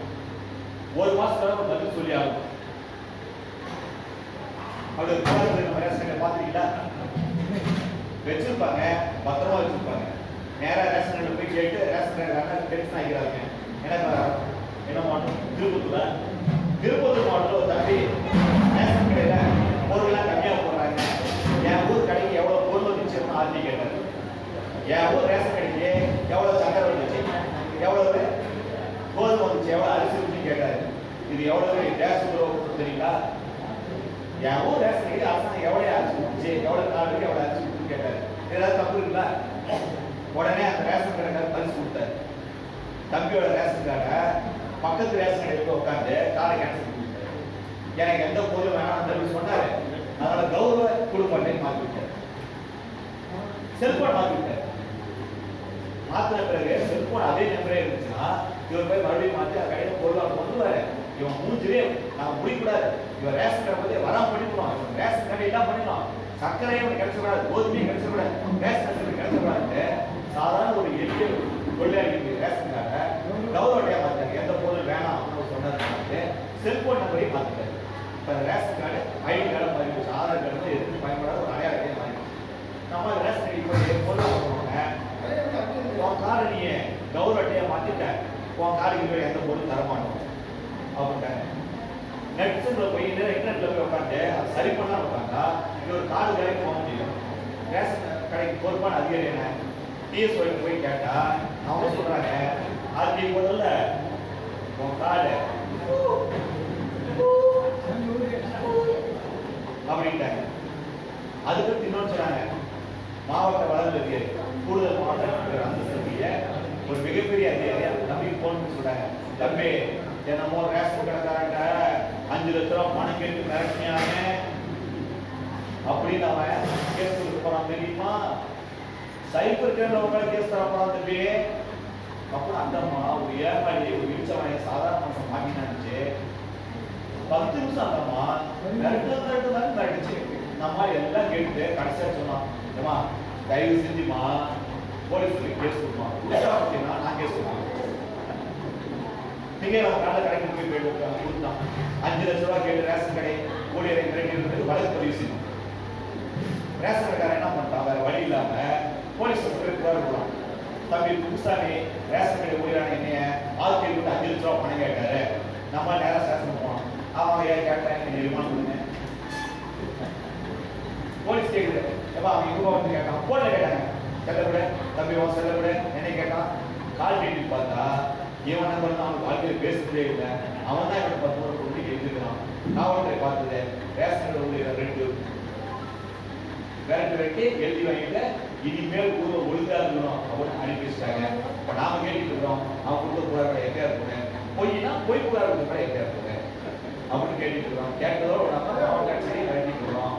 மாவட்ட ஆட்சியர் தெளிவா சொல்லிட்டாரு, ஆர்டிஆர் உடனே பதில் தரணும், எங்கேயாச்சும் இந்த வாழ்க்கை வச்சீங்கன்னா வீட்டு கிடைக்கணும்னு சொல்லிட்டாரு. அந்த அளவுக்கு அரசு நிர்வாகத்தை அதிகாரிகள் கேவலமா இருக்காங்க, மோசமா இருக்காங்க அப்படின்னு புரிஞ்சுங்க. அதை விட இன்னொருக்கும் புரிஞ்சுங்க, அதிகாரிகள் நல்லவர்கள் இருக்காங்க. தப்பு பண்ண அதிகாரி கவர்மெண்ட் பண்றாங்க, பண்ணக்கூடாது கரெக்ட் விடுறாங்க. கிராம சபை போனமா இருக்கீங்களா, கிராம சபை கொடுத்து போனோம் இருக்கீங்களா, நல்லது. கிராம சபை கொடுத்து போறவங்க தயவு செஞ்சு ஆகஸ்ட் மாதி கிராம சபை கூட நடக்குது. இந்த ஆகஸ்ட் மாதி கிராம சபை கொடுத்துல கேள்வி கேட்க ஆசைப்படுறீங்களா, கேள்வி கேட்க ஆசைப்படுறீங்களா, தகச்சிலாம் ரொம்ப வேகமா தலையாட்டாமா. தயவு செஞ்சு கேள்வி கேட்காதீங்க, தயவு செஞ்சு கேள்வி கேட்காதீங்க. நீங்க என்னென்ன கேள்வி கேட்க நினைக்கிறீங்களா, அதை முன்னாடி கோரிக்கை பண்ணுவா எழுதி அனுப்பிடுங்க. என்னென்ன தீர்மானம் போட நினைக்கிறீங்களோ நாளைக்கு கடிதம் எழுதி இந்த என்னுடைய ஊர் கிராம சபையில இந்த தீர்மானம் கொடுத்துருந்தோம், என் ஊர்ல டாஸ்மாக் சாராயங்களை கூப்பிட்டு அப்புறம் தீர்மானம் கொடுத்துவாயா அப்புறம் பஞ்சாயத்துல கடிதம் எழுதி அனுப்பிடுங்க. அந்த கடிதத்துக்காக மாவட்ட ஆட்சியருக்கு அனுப்பிடுங்க. நாம கடிதம் நம்ம பஞ்சாயத்துல படிச்சு பார்த்து ஏற்கனவே அவருக்கு படிக்க தெரியாது, ஏற்கனவே அவருக்கு படிக்க தெரியாது. திண்டுக்கல் தம்பி வாங்க, வாராஜா வாராஜா வா, மிகப்பெரிய தியாகி வந்துட்டு வாங்க, உங்க பேர சொல்லு, பழனிக்குமார். இந்த தம்பி வந்து இந்த தம்பிக்கு ஒரு பட்டம் தரலான்னு இருக்கோம். என்ன பண்ண முடியும் நீ? சரி, என்ன பண்ண முடியும் நீ? 5 நிமிஷம் டைம் கிடையாது, அவர் கை பிடிச்சிருக்கோம் உடனே சொன்னாங்க. சொல்லுங்க. இவர் வந்து ஒரு கெட்டாரி பண்ணாரு. ஒரு கிராமத்துல ஊராட்சி மன்ற தலைவர் ஒரு பெண் சகோதரி பஞ்சாயத்து தலைவர் பதவி எடுத்திருக்காங்க. 4 வருஷமா அந்த அம்மா பஞ்சாயத்து தலைவராக இருக்காங்க. ஒரு நாள் கூட பஞ்சாயத்து தலைவர் அந்த அம்மா வந்ததில்லை. சீலகன் அவங்க வீட்டுக்காரன் தான் வந்தான். சீலகன் அவங்க வீட்டுக்காரன் தான் பஞ்சாயத்து தலைவர் நாட்டம் பண்ணிக்கலாம். சீலகன் பஞ்சாயத்து தலைவர் எங்கள் ஊரில் இருக்கிறாரு. ஆம்பளை சிரிச்சுக்கிட்டு உண்மையிலே பஞ்சாயத்து தலைவர் வேலையை பெண் சகோதரி தான் செய்யணும் அப்படின்னு சொல்லிட்டு கலைஞருக்கு பெருசு கொடுத்து வந்தாரு. இது சரியா தப்புங்களா? நீங்களாம் ஜோரா கேட்குறீங்க. என்ன பண்ணாங்கன்னா அந்த பஞ்சாயத்து தலைவர் அம்மா போய் போலீஸ்ல போய் அந்த அம்மா கை பிடிச்சிட்டு தான் கம்ப்ளைண்ட் கொடுத்து எஃப்ஐஆர் போட்டு தம்பி 4 நாள் சிறை, எத்தனாம் தேதி 7 நாள் சிறையில் இருந்தார். இந்த தம்பிக்கு ஒரு பட்டம் தரலாம் இருக்கிறோம். என்ன பட்டம் தரலாங்க? சிறை சென்ற செம்மலா. எளிமையா சொல்லுங்க ஒரு பட்டம். ஒரு தியாகி பட்டம் தரணும். என்ன பட்டம் தரலாம்? யார் வேணாலும் சொல்லலாம். சொல்லுங்க. என்ன எல்லாம் அப்படியே இருக்கீங்க? ஊராட்சியின் அர்த்தநாதீஸ்வரரே. எளிமையா புரியல. ஊராட்சியின் அர்த்தநாதீஸ்வரரே. எளிமையா எங்களுக்கு புரியுற மாதிரி. நான் கம்மியா படிச்சு சொல்லுவோம். புரியுற மாதிரி. சிறை பரவாயில்லையா? அது அவ்வளோ சொல்லுவாங்க. ஐயோ சாதி சந்தர்ப்பம் சொல்லியிருக்காங்க. எனக்கு வேற வாஸ்து சரி கெஸ்மா வேற பண்ணி சொல்லியிருக்கேன். நல்விடை சாரிங்க போலீசார் நாட்களை வாஸ்து சரின்னு சொல்லியிருக்கேன். சிறை சம்பளம் தரலாமா? தியாகி பட்டம் தரணும். என்ன பட்டம் தரலாம்? தமிழ்நாட்டின் சேகுவரா. தமிழ்நாட்டின் சேகுவரா. உங்க ஊர் என்ன ஊர்?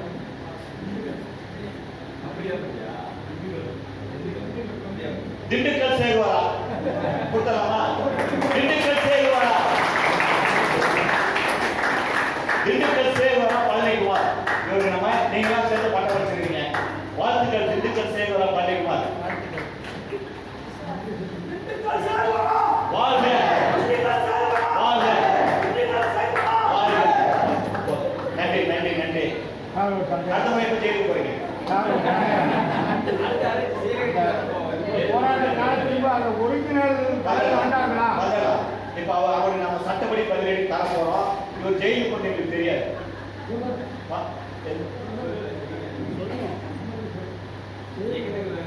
அந்த பஞ்சாயத்து அடுத்து கிராம சபை பஞ்சாயத்து முடிச்சாரு. கிராம சபை கொடுக்கல நீங்க கேள்வி கேட்க பஞ்சாயத்து தலைவருடைய வருத்தப்படுவார். அதனால கேள்வி கேட்காம நீங்க கிராம சபை கொடுத்து என்னென்ன ஆக்கப்பூர்வமான விஷயங்கள் செய்யறீங்களோ தீர்மானம் கொடுத்துருந்தீங்களோ முன்னாடியே ஒரு கடிதம் பஞ்சாயத்துல இருக்கு. ஆகஸ்ட் 5 கிராம சபையில தீர்மானம் கொடுத்து இந்த சப்ஜெக்ட்லாம் சேர்த்துங்க அப்படின்னு ஒரு கடிதம் அனுப்பிட்டு மாவட்ட ஆட்சியர் அதை நகல் அனுப்பிடுங்க. நம்முடைய கடிதத்தை பஞ்சாயத்துல இருக்க பஞ்சாயத்துல படிக்க மாட்டாரு. காரணம் அவருக்கு படிக்க தெரியாது. இன்னொன்று கொடுத்தாதான் படிப்பாரு. கொடுத்தாதான் படிப்பாரு. கொடுத்தாதான் கைது போடுவாரு. அதனால அவருக்கு வருத்தம்லாம் படாதுங்க. ஆகஸ்ட் 5 கிராம சபைக்கு போகல அங்க போயிட்டு பைக்கை வாங்கி கேள்வி கேட்காது. போயிட்டு அமைதியா உட்காந்துட்டு பேஸ்புக்ல லைவ் போடுங்க. தலைவர் சூப்பரா நம்ம நல்லா பண்ணிட்டு இருக்கீங்க. நீங்க போட்டு கொடுத்த பாலம் இருக்குல்ல அது பாருங்க இடிஞ்சு தலையில விழுந்துச்சு அப்படின்னு சொன்னாங்க. சூப்பரா இருக்கு தலைவா. நீங்க கட்டி கொடுத்த சத்துரு கூட இருக்குல்ல எந்த உடனே நல்லா இருக்கு சாப்பிட முடியாது வயிற்றுக்கு வெளி பண்ணலாம் இருக்கு அப்படின்னு சொல்லாம சூப்பரா நல்லா பண்ணிட்டு தலைவர் பேஸ்புக்ல லைவ் போட்டு நம்ம ஊரை தமிழ்நாட்டு உலகத்துக்கே கொண்டு போறோம் தலைவர். உங்க தலைவருடைய புகழை நம்ம தலைவருடைய புகழை ஊருக்கே கொண்டு போறோம் அப்படின்னு சொல்லிட்டு தலைவரை பாராட்டி 4 வார்த்தை பேசி பேஸ்புக்ல லைவ் போடுங்க. பாக்குறவங்களாம் இது ஜோக்கு சிரிப்பாங்க. ஏன்னா உங்க தலைவர் என்ன நல்லது பண்ண மக்களுக்கு தெரியும். கோட்டையா தலைவர் என்ன பண்ணுவாருன்னா பரவாயில்லையே நம்ம மகளிர் சங்க தலைவர் மகளிர் சீரியல்லாம் நம்ம மேல பாசமா இருக்காங்க. பேஸ்புக்லாம் வீடியோ எல்லாம் போடுறாங்க. வீடியோ நம்ம தெரியும் அப்படின்னு அப்படியே கரைசி தூக்கி விட்டுட்டு வேலை செஞ்சு தூக்கி விட்டு நானாம் தலைவர் வெளியிட்டு இருப்பாரு. லைவ் போட்டுவிட்டு அமைதியா கிராம சபையோட முடிகிற வரைக்கும் லைவ்ல ஒளிபரப்புங்க. நம்முடைய நிகழ்ச்சி பாருங்க காலையில 10 மணி இருந்து நிகழ்ச்சி லைவ்ல ஓடிட்டு இருக்கு. நிகழ்ச்சி முடியறதுக்கு லைவ் ஓடும். 1 GB தான் செலவாகும். 1/2 GB 1 GB மேல செலவாகும். வீடியோ எடுத்தீங்கன்னா வீடியோ அதிகமாகும். ஆனால் லைவ்ல போக செலவு டேட்டா ரொம்ப குறைவாக தான் செலவாகும். இதுல பாதுகாப்பு இருக்கு. எவனா புரியாத இந்த செல்ல போய் உடச்சிட்டான்னு வச்சுக்கோங்க. இந்த வீடியோவை வேற செல்லுக்கு எடுத்துக்கலாம். இந்த வீடியோவை வேற செல்லுக்கு எடுத்துக்கலாம். உடச்சவன் ஜெயில் எடுத்துக்கலாம். எவ்வளவு பாதுகாப்பு இருக்கு. இன்னொரு வசதி இருக்கு. கிராம சபை போறோம் குறைந்தபட்சம் 4 வெளியே வாக்காளர் எண்ணிக்கை வரமாட்டாங்க. எந்த கிராமத்துக்கும் வரமாட்டாங்க. 100 நாள் பணியாற்ற போய் இடதுகையில் வர்றாங்க வலதுகையில் வர்றாங்க. இடதுகையில் வர்றாங்க வலதுகையில் வர்றாங்க. கையெழுத்து தமிழ் ஒரு கையெழுத்து இங்கிலீஷ் ஒரு கையெழுத்து. இவங்களே ஒரு இருக்கு. ஒரே மாசத்துல 4 கையெழுத்து. கையெழுத்து போற மாசத்துலேயே இருக்கிறாங்க. 50 பேர் கழிச்சுட்டு 50 பேருக்கு கையெழுத்து அளிக்கிறோம். இதான் நடக்குது. ஆனா அரசாங்கம் இவருக்கு தொடர்ந்து 10 ரூபாய்க்கு போன்ற அமைப்புடைய போராட்டத்துடைய விளைவாக மத்திய அரசாங்கம் ஒரு ஆப்பு வச்சிருக்கு. கிராம சபை கூட்டம் காலையில் 11 மணிக்கு ஸ்டார்ட் ஆகணும். ஸ்டார்ட் ஆனவங்க தோறினவங்க கிராம சபை கூட்டம் நடந்துட்டு இருக்கிற நிகழ் நேரத்தில் புகைப்படம் எடுத்து ஆப்ல பதிவேற்றம் செய்யணும் அப்படிங்கிற கட்டாயத்தை நம்முடைய ஊராட்சி செயலர் உருவாக்கியிருக்காங்க. அவங்க ஏதோ போட்டோ எடுத்து ஆப்ல அப்லோட் பண்ணி வச்சிருப்பாங்க. நீங்க அதை பற்றி கவலையப்படாதீங்க. நீங்க ஃபேஸ்புக் லைவ் போட்டீங்க, வீடியோ எடுத்தீங்க, எடுத்த பிறகு கிராம சபை கூட சரியா நடக்கல. பஞ்சாயத்து தலைவர் பெண் தலைவருக்கு எல்லாம் அவங்க வீட்டுக்காரன் மாமனாரு மாமன் நாட்டாம பண்ணோம். ஊராட்சி மன்ற தலைவர் உறுப்பினர் பஞ்சாயத்து கிராம சபைக்கு வரவே இல்லை, போதுமான வாக்காளர் வரவே இல்லை, கிராம சபை நான் சொன்ன கோரிக்கையை பரிசீலனை எடுத்துல, எல்லா ஆவணத்தையும் நம்முடைய தலைவர் நம்ம ஃபேஸ்புக் லைவ்ல வசமா மாட்டிக்கிறார். கிராம சபை கூட்டம் முடிஞ்ச பிறகு ஒரு ஆர்டிஐ போட்டு எல்லாம் வாங்கிட்டு பொறுமையா புகார் கொடுங்க. ஒரு வருஷம் நீங்க கிராம சபையை கவனிச்சுட்டே இருந்தீங்கன்னா இந்த வருஷம் ஆகஸ்ட் மாதம் கிராம சபை கூட்டத்துல பெருசா நடக்காது, பெருசா இருக்கு நம்மளால வெற்றி பெற முடியாது. அடுத்த ஆண்டு கிராம சபை கூட்டம் ஆகஸ்ட் மாதம் நடக்கல, கிராம சபை கூட்டம் 50% சரியா நடக்கும். 50% கிராம சபை கூட்டம் சரியா நடக்கும். நடத்த வைக்க உங்களால முடியும், நடத்த வைக்க உங்களால முடியும். கிராம சபை தொடர்பாக ஒரு புத்தகம் போட்டுக்கிறோம், எல்லாருக்கும் அனுப்பி வைக்கிறோம். இலவச புத்தகம் பிடிஎஃப் புத்தகம் பிரிண்ட் அவுட் எடுத்து படிங்க. Model article கொடுத்துக்கிறோம். கிராம சபை கூட்டம் ஒரு சரியா பயன்படுத்துங்க. கிராம சபை கூட்டம் என்பது கிராம பாராளுமன்றம். நீங்க உங்க கிராம சபை கூட்டம் கிராம தொடர்பாக சட்டத்துக்கு உட்பட ஒரு தீர்மானத்தை நிறைவேற்றிங்கன்னா கோர்ட்டை தவிர வேற யாரையும் தீர்மானம் ரத்து பண்ண முடியாது. தமிழக அரசால சட்டம் தான் ரத்து பண்ண முடியும் தவிர வேற வகையில உங்களுடைய தீர்மானத்தை ரத்து பண்ண முடியாது. அந்த அளவுக்கு கிராம சபை கூட்டம் கிராம பாராளுமன்ற இணையானது மிகப்பெரிய அதிகாரம் உள்ளது. உங்களுடைய கிராம சபை கூட்டத்தை அதிகமா பயன்படுத்துங்க. கிராம சபை கூட்டத்தை ஆட்சியின் மூலமா செயல்படுத்த வைங்க. தொடர்ந்து ராஜீவ் காந்தி ஆட்சியில் வந்த கிராம சபை கூட்டம் இன்னைக்கு வரைக்கும் எந்த கிராமத்தையும் சரியா நடக்காம இருக்கு. எந்த காலத்தையும் கிராம சபை கூட்டத்தை நம்முடைய ஊராட்சி மன்ற தலைவர்கள் உள்ளாட்சித்துறை அதிகாரிகள் நடத்த விட மாட்டாங்க. கிராம சபை கூட்டம் சரியா நடந்துச்சுன்னா உங்களுக்கான அதிகாரம் நிலைநாட்டப்படும். கிராம மக்களுடைய அதிகாரம் மிகப்பெரிய அளவு வந்துடும். இப்ப கலைஞர்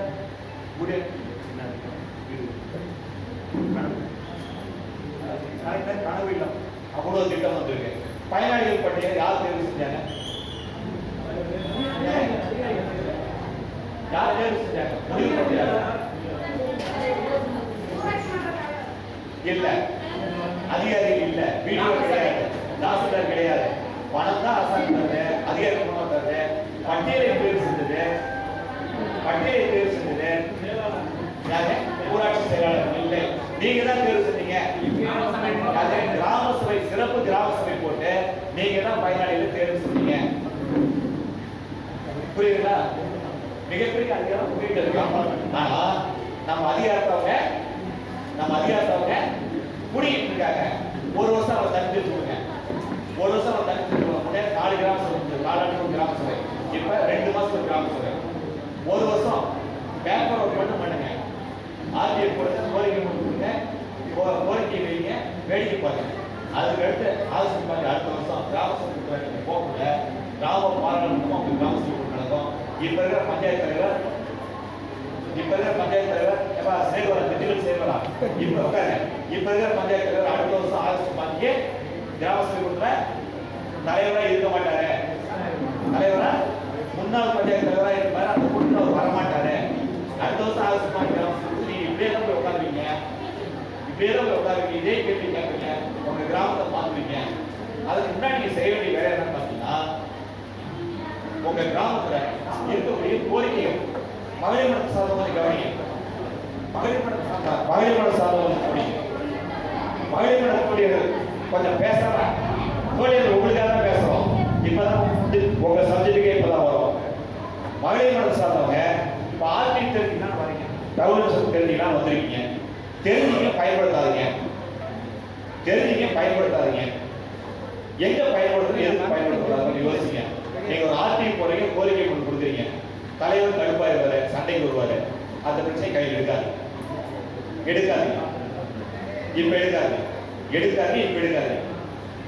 தலைவர் வருத்தப்பட மாட்டாரு. 10 இடத்துல தெருவிளக்கு இல்லாம இருக்கு, கோரிக்கை கொண்டு கொடுக்குறீங்க, தெருவிளக்கு போட்டு தரீங்க, தலைவர் சந்தோஷப்படுவாரா வருத்தப்படுவாரா? உங்க தலைவர் வருத்தப்படுவாரா சந்தோஷப்படுவாரா? கோவப்படுவார்களா? இல்லம்மா லைட் இல்லாம இருக்கு, ஏன்னா தெருவிளக்கு கம்பம் இருக்கு, தெருவிளக்கு இல்ல.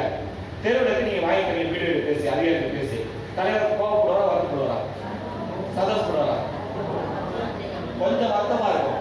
நாங்க கேட்டு வரலாம் பரவாயில்ல, நாங்க போட்டா பரவாயில்ல, நீங்க எப்படி மனு கொடுப்பீங்க, ஏதோ தான் எனக்கு சொல்லு, நான் செஞ்சு தரேன், இனிமேல மனு கொடுக்கான்னு சொல்லுவார். உங்க ஊருக்கு புதுசா ஒரு கட்டணம் வருது பஞ்சாயத்து அரசு, பஞ்சாயத்து மூலமா ஒரு 10 லட்சம் ரூபாயில உங்க ஊர்ல ஒரு பில்டிங் புதுசா கட்ட போறாங்க. பஞ்சாயத்துல சந்தோஷப்படுவார் வருத்தப்படுவாரா? 10 லட்சம் ரூபாய் நிதி வருது, தலைவருக்கு 5% கிடைக்கும், 10% கிடைக்கும். 10 லட்சத்துல 10% எவ்வளவு? ஆகா, நம்ம மகளிர் மன்ற தலைவர் நல்லவர், வருமானத்தை கொடுத்தாரு. நம்ம வருமானம் பண்ணி கொடுத்த சந்தோஷப்படுவார்ல? கொஞ்சம் இந்த வித்தியாசம் கொடுத்தீங்க. எந்தெந்த பிரச்சனைலாம் கையில் எடுத்தா உள்ளாட்சி நம்ம வருத்தப்படாது, தலைவர் வருத்தப்பட மாட்டாரு, ஆளுங்கட்சியார் கோச்சிக்க மாட்டான். அந்த பிரச்சனையை வந்து கையில் எடுக்கு, கம்மியாக எடுக்கிறது நிறைய எடுக்கு. இந்த பிரச்சனை 4 எடுக்கிறதுல 4 ஜெயித்த பிறகு அடுத்து அவங்க வருத்தப்படுறது பற்றி கவலைப்படாம எல்லா விஷயத்தையும் இருக்கு. வருத்தப்படுறது பற்றி கவலைப்படாம எல்லா விஷயத்தையும் இருக்கு. உன்னை காலையில் சொன்ன மாதிரி கோரிக்கை மனுக்க சின்ன சின்ன விஷயத்துக்கு கூட மனுக்கள் நிறைய கொடுங்க. மனு கொடுத்த பின்னாடி அப்படியே ஆர்த்தி கொடுங்க. நீங்க எடுத்த கோரிக்கைகள் எல்லாமே 6 மாசத்துக்கு நிறைவேறிடும். நீங்க எடுக்கிற பிரச்சனைலாம் பார்த்தீங்கன்னா ஒரு பெருசா வாடிப்பட்டிக்கு ரயில்வே ஸ்டேஷன் வேணும், ஆன்பூர் வேணும், விமான நிலையம் வேணும், அப்படி பெருசாலாம் எடுக்க போறது இல்லை. நம்ம ஊருக்கு தேர்வெடுக்க வேணும், தண்ணி வசதி வேணும், ஓஏபி வேணும், பட்டா வேணும், சின்ன சின்ன விஷயம்லாம் எடுக்க போறீங்க. இந்த விஷயங்கள் எல்லாமே நீங்க சட்டத்தை வெற்றி பெறுவீங்க. இந்த வேளாண்மை துறை ஒன்று இருக்கு, இருக்குங்களா? இருக்குங்களா? வேளாண்மை துறை, வேளாண்மை பொறியியல் துறை, தோட்டக்கலை துறை, பட்டுவளர்ச்சி துறை, கூட்டுறவு, அப்புறம் இன்னும் நிறைய இருக்கு. இவனுக்கு என்ன வேலை? இந்த அதிகாரிக்கு என்ன வேலைன்னு பார்த்தீங்கன்னா, உங்க ஊர்ல இருக்க வேதம் தராங்க, உரம் தராங்க, பயிர் கடன் தராங்க, பயிர் கொடுக்குறாங்க, மானியம் தராங்க, டிராக்டர் தராங்க, ஆடு தராங்க, கோழி தராங்க. ஆடு கொடுக்குறாங்க, ஆடு வேற மாதிரி கேட்குதான், எல்லாம் தந்ததா, எல்லாம் ஒழுங்கா கொடுத்ததா, கணக்கில் வச்சு எல்லாம் கொடுத்தா, கணக்கில் வச்சு பில்லு வச்சு எடுத்துக்கிட்டு பில் எழுதிச்சு பணத்தை மட்டும் ஆட்டையை பண்ணியிருக்காங்க. வேளாண்மை துறை மட்டுமல்ல, நம்ம கிராமத்தில் செயல்படுற அரசு துறைகள் எல்லாமே 50 விழுக்காடு பேப்பர் ஒர்க் தான் பண்றாங்க, ஊழல் தான் பண்றாங்க. இவங்களை தட்டி கேட்கணும்னா, இந்த ஊழல் ஒழிக்கணும்னா நீங்க எடுக்க வேண்டிய விஷயம் கோரிக்கை கொடுக்கிறது, ஆட்சியை கொடுத்து புகார் கொடுக்கிறது. இந்த விஷயத்தை கொஞ்சம் கவனம் செலுத்தினா உங்க ஊரு 1 வருஷம் வச்சு நல்ல ஊராக மாறிடும், 1 வருஷம் வச்சு நல்ல ஊராக மாறிடும். அடுத்த பஞ்சாயத்து நடக்குள்ள இந்த ஆட்சியை போட ஆரம்பிச்சீங்க, கோரிக்கை கொடுக்க ஆரம்பிச்சீங்கன்னா உங்க ஊர் பஞ்சாயத்து அடுத்த வருஷம் எலெக்ஷன் நிற்கிறவங்க முடிவு கொடுக்குறாங்க, 50 லட்சம் செலவு பண்றோம், இந்த ஊர்ல இனிமேல் எடுக்க முடியாது. மகளிர் மன்றம் ஆட்சி கையில் எடுத்துருச்சு, சமூக ஆர்வலர்கள் ஆட்சி போட ஆரம்பிச்சாங்க, கோரிக்கை கொடுக்க ஆரம்பிச்சாங்க. இவங்க பிஸி ஆயிட்டாங்க, கோடு போட்டா இவங்க ஆட்சி போட்டு எஸ்டிமேட் காப்பி கையில் எடுத்துட்டு, எப்பா சிமெண்ட் என்ன போடுற காட்டு, ஜல்லி என்ன போடுற காட்டு, கம்பி காட்டு, எல்லாம் போட்டு முடிச்சியா? நம்ம நல்லது அடிமட்டத்துல மேல வரைக்கும் ஒரு ஓட்ட போட்டு கியூப் டெஸ்ட் கூட நான் போய் டெஸ்ட் பண்ணி வரேன். டெஸ்ட் பண்ணி முடிச்சோன்னா லஞ்ச ஒதுக்கீடு கொண்டு கொடுத்தேன், லஞ்ச ஒதுக்கீடு கொண்டு கொடுத்தேன். மோசமான ரோட்டுக்கு எவனா காசு பண்ணுவேன்? அந்த எம்புக்கு எடுத்து லஞ்ச ஒதுக்கீடு கூட அவரும் மாட்டி விட்டுறாங்க. இவங்க கிட்ட இனிமேல ஏமாற்ற முடியாது, ஆட்டையை போட முடியாது. இங்க நீங்க 50 லட்சம் 30 லட்சம் செலவு பண்ண எடுக்க முடியாது. நாம போய் பஞ்சாயத்து எலெக்ஷன் நிற்போம், மக்கள் ஓட்டு போட்டு ஜெயிக்க வச்சா நாட்டாம பண்ணலாம். முதலீடு போட்டு எடுக்க முடியாது அப்படிங்கிற எண்ணத்துக்கு வந்துருவாங்க. இந்த எண்ணத்துக்கு வந்தாங்கன்னா நல்லவர்களுக்கு மக்கள் ஓட்டுவாங்க. அந்த நல்லவர்கள் நீங்க தான், அந்த நல்லவர்கள் நீங்க தான். 10 ரூபாய் கிட்ட பொறுத்த வரைக்கும் எந்த காலத்தையும் அரசு கட்சியா மாறாது. 10 ரூபாய் கிட்ட பொறுத்த எந்த காலத்தையும் அரசு கட்சியா மாறவே மாறாது. எந்த அரசு கட்சியும் 10 ரூபாய்க்கு ஆதரவு இருக்காது. எம்எல்ஏ வந்துருச்சு போயிடுச்சு, அடுத்த எம்எல்ஏ வர போகுது. எந்த எலெக்ஷன் வந்தாலும் சரி, எம்எல்ஏ எந்த எலெக்ஷன் வந்தாலும் சரி, 10 ரூபாய்க்கும் எந்த வேட்பாளரையும் ஆதரிக்காது, எதிர்க்காது. அப்புறம் என்ன பண்ண போறீங்க? அதான் பாக்குறீங்க, வேடிக்கைலாம் பார்க்க மாட்டோம். நேர்மையான ஊழல் தேர்தல் என்ன செய்ய முடியுமோ அதை கொஞ்சமா செய்வோம், எங்களால் முடிஞ்சது செய்வோம். வேடிக்கை பார்த்தீங்கன்னா இருக்க மாட்டோம். பஞ்சாயத்து எலெக்ஷன் வந்துச்சுன்னா விட மாட்டோம், இறங்கும் பூத்து விளையாடுவோம், பஞ்சாயத்துல வராவோம், மெம்பர் நிற்போம், பார்த்துவோம். 1 பைசா ஓட்டு காசு தராம நேர்மையா தேர்தல் சந்திச்சு உள்ளாட்சி தேர்தலில் பூத்து விளையாடுவோம். ஜெயிக்கிறது அவசியம் இல்லை, ஏன்னா மக்களுக்கு ஜெயிக்க வைக்க மாட்டாங்க அப்படிங்கிற நம்பிக்கை நல்லா இருக்கு. நல்லா இருக்கு. ஒரு 4 தேர்தல் முடிஞ்சிருச்சு, 5வது தேர்தல் திருட்டு பசங்க முடிச்சு போல மாதிரி எலெக்ஷன் நிற்க மாட்டோம். நல்ல ஒரு மக்கள் எலெக்ஷன் நிற்க வைப்பாங்க. அது நல்லவர் யாரா இருப்பீங்க? மக்களுக்காக பேச போட, மக்களுக்காக கொண்டு மக்களுக்காக அடிக்கணும், மக்களுக்காக ஜெயிலுக்கு போன நீங்க சாதாரணமா மக்கள் பத்திரிகை வந்துருவீங்க. நீங்க தட்ட உட்கார்ந்த பிறகு தப்பு நடக்குமா? தப்பு நடக்குமா? அதுக்கு இடையில ஏதாவது பெருசா ஊர்ல நாட்டு உருவாக்கலாம்னு நினைச்சீங்கன்னா, பெருசா நாட்டு உருவாக்கலாம்னு நினைச்சு காவல்துறை திருத்துறோம், எம்எல்ஏ திருத்துறோம், எம்பி திருத்துறோம், மந்திரி ஊழல் தட்டி கேட்கிறோம், கல்குவாரி ஊழல தட்டி கேட்க போறோம், மணல் குவாரியை தடுக்க போறோம், சாராயத்தை தடுக்க போறோம் அப்படின்னு போனீங்கன்னா என்ன ஆகும்? என்ன ஆகுங்க? என்னங்க? ஆமா, ஜட்ஜை திருத்தம், நீதித்துறை திருத்தம், போய் ஜட்ஜை திருத்தம் தான் நம்ம வேலையா? நீதித்துறை தப்பு நடக்குது, வக்கீல் சைடுல நீதித்துறை சைடுல ஒரு பாதை இருக்கு, இதை திருத்தணும், போய் திருத்த முடியுமா? அதான் நம்ம வேலையா?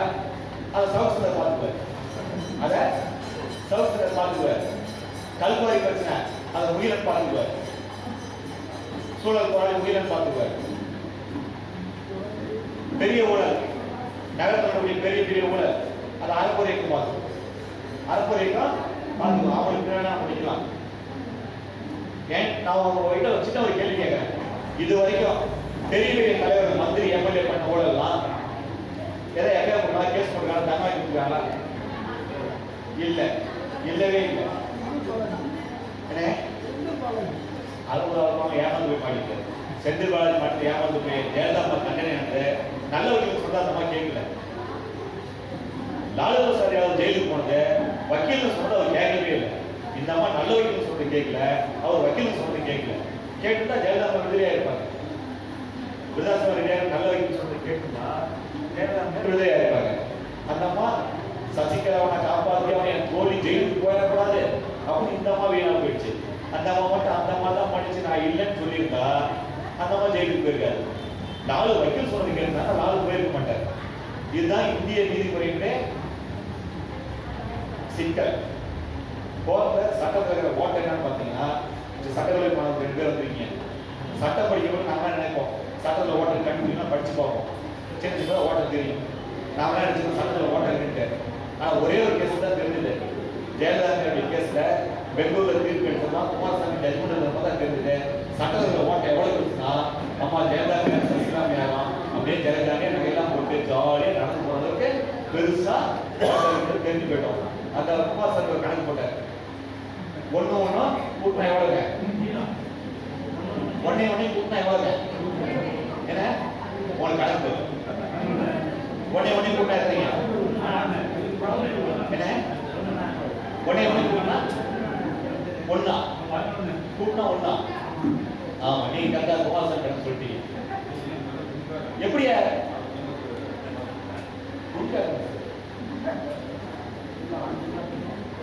உலக முழுசும் ஒன்னே கூட்டா 2 தான். இல்ல, உலக முழுசும் ஒன்னே கூட்டா 2 தான். தமிழ்ல கூட்டா 2 தான், இங்கிலீஷ்ல கூட்டா 2 தான், தெலுங்குல கூட்டா 2 தான், ஆப்பிரிக்கால போய் கூட்டா 2 தான், அண்டாரிக்கால போய் கூட்டா 2 தான், செவ்வாய்க்கிழமை போய் கூட்டாலும் ஒன்னே கூட்டா 2 தான். மாறவே மாறாது. ஆனா நம்ம ஜட்ஜையா தீர்ப்பு எழுதினார், நம்ம ஜட்ஜையா தீர்ப்பு எழுதினார், ஒன்னே கூட்டா 2 எப்படி? அப்படிதான் ஐயா, ஒன்னே கூட்டா 2 4 வந்துச்சு, ஒன்னே கூட்டா 4 வந்துச்சு, விடுதலை பண்ணியாச்சு. எப்படியா? அப்படிதான் நடக்குது. அதுக்கு மேல கோவிலுக்கு போச்சு, ஒன்னே கூட்டா 2. இப்போ நடுவில் வரேன் ஒன்னே கூட்டா 4 சொன்னாயா, அவனுக்கு என்ன தண்டனை? இந்திய நீதிமுறையில நீதிபதி நாங்கள் தண்டிக்க மாட்டோம். யாராச்சும் பைக் பிடிச்சி நீதிபதி போட்ட தீர்ப்பு தப்புன்னு சொன்னா 3 வருஷம் ஜெயிலு. நீதிபதி சொன்ன தீர்ப்பு தப்புன்னு மைக் பிடிச்சவனா சொன்னா, ஆமா இப்ப இருக்கு நீதிபதி தீர்ப்பு சொன்னா ஓகே, இது வரலாறுனால பேசுறது, வரலாறு பூவெல்லாம் தான் பேசுறோம். இன்னைக்கு நீதிபதி நேற்று போட்டு சொன்ன தீர்ப்பை சவுக்கு சங்கரை ஜாமீன் விட்டது சரியா தப்பா அப்படின்னு நீதிபதி விமர்சனம் பண்ணா, தீர்ப்பு விமர்சனம் பண்ணா பீன சட்டத்தில் புதிய சட்டம் 3 வருஷம். அதனால நான் நீதிமன்றத்தை விமர்சனம் பண்ண மாட்டேன், 10 ரூபாய்க்கு பண்ணாது, பஞ்சாயத்து மட்டும் பார்த்துங்க. நம்ம கிராமத்தில் இருக்கிற அதிகாரிகள் என்னெல்லாம் தப்பு பண்ணணும் இதை தட்டி கேட்கணும், விடக்கூடாது. காலத்தில் இறங்கிடலாம்ல, போய் புது உண்டாக்கிடுவாங்க, வாங்க கிளம்பலாம். ஒரு பஞ்சாயத்துல என்ன ஆதரவு இருக்கு சொல்லு. பஞ்சாயத்துல ஸ்டேஷனுக்கு போனா போலீஸ் வந்து மரியாதை தராங்களா இல்லையா? பிடிஎஸ் போன மரியாதை தராங்களா இல்லையா? கட்சி ஆஃபீஸ் போன மரியாதை தராங்களா இல்லையா? உங்க பஞ்சாயத்துல மீறி அந்த கட்சி அவர் சார்ந்த கட்சிக்கார ஓட்டு கேட்டுக்குள்ளார வரானா? உங்க பஞ்சாயத்துல 2 3 கட்சிகள் இருப்பாரு. ஒண்ணு ஆண்ட கட்சியா இருக்கும், ஆளுங்க கட்சியா இருக்கும், அடுத்த ஆட்சியாளர் கட்சியா இருக்கும், சாதி கட்சியா இருக்கும். அந்த அவர் பஞ்சாயத்துல எந்த கட்சி இருக்காரோ அந்த கட்சியினுடைய எம்எல்ஏ, மந்திரி, வட்ட செயலர், சதுர செயலர், போன செயலர், வட்ட செயலாளர் ஊருக்குள்ள வந்து கேட்டா வராங்க, ஓட்டு கேட்க வராங்க, அவங்க சின்ன வராங்க, இல்லை விட்டு வந்தாங்களா, வீட்டுக்கு வந்துருவாங்களா, வந்துட முடியுமா? சேலத்து சிங்க வீரமாட்டியா அந்த கிளைச்சலாம் ஊருக்குள்ள போக மாட்டேன். அந்த ஊர் பஞ்சாயத்து இல்லாம சிங்கம் போவார். அவ்வளவு பவரா இருக்காங்கல்ல, அவ்வளவு பவர்னால சாதாரண நீங்க போய் சாப்பிட்டு நினைக்கிறீங்க முடியுமா? முடியும். எப்ப அப்படின்னா மேதகு பிரபாகரன் சொல்லியிருக்காரு. யார் சொன்னாங்க? மேதகு பிரபாகரன். யார் ஒரு தமிழகத்துடைய மதிப்பிற்குரிய மிகப்பெரிய போராளி. வெறும் 1800 விடுதலை புலிகள், 30,000 ராணுவ வீரர்கள், 30,000 ராணுவ வீரர்கள், மிகப்பெரிய ராணுவ பலத்தோடு, ஆயுத பலத்தோடு, கருவிகளோடு, அறிவியல் பூர்வமான நவீன கருவிகளோடு 30,000 ராணுவ வீரர்கள் இருக்காங்க. வெறும் 1800 விடுதலை புலிகள். வெற்றி பெற முடியுமா? 1800 30,000 பேர் வெற்றி பெற முடியுமா? யோசிச்சு பாருங்க. 30,000 பேர் எதிரி. நவீன துப்பாக்கிகள் இருக்கு, ரேடார் இருக்கின்றது, கருவிகள் இருக்கின்றது, நவீன ஆயுதங்கள் இருக்கு, ஹெலிகாப்டர் இருக்கு, விமானம் இருக்கு. 30,000 பேர் இருக்கான் கேம்ப்ல. ராணுவம் 30,000 பேர் இருக்கான். வெறும் 1800 பேர் போய் ஜெயிக்க முடியுமா?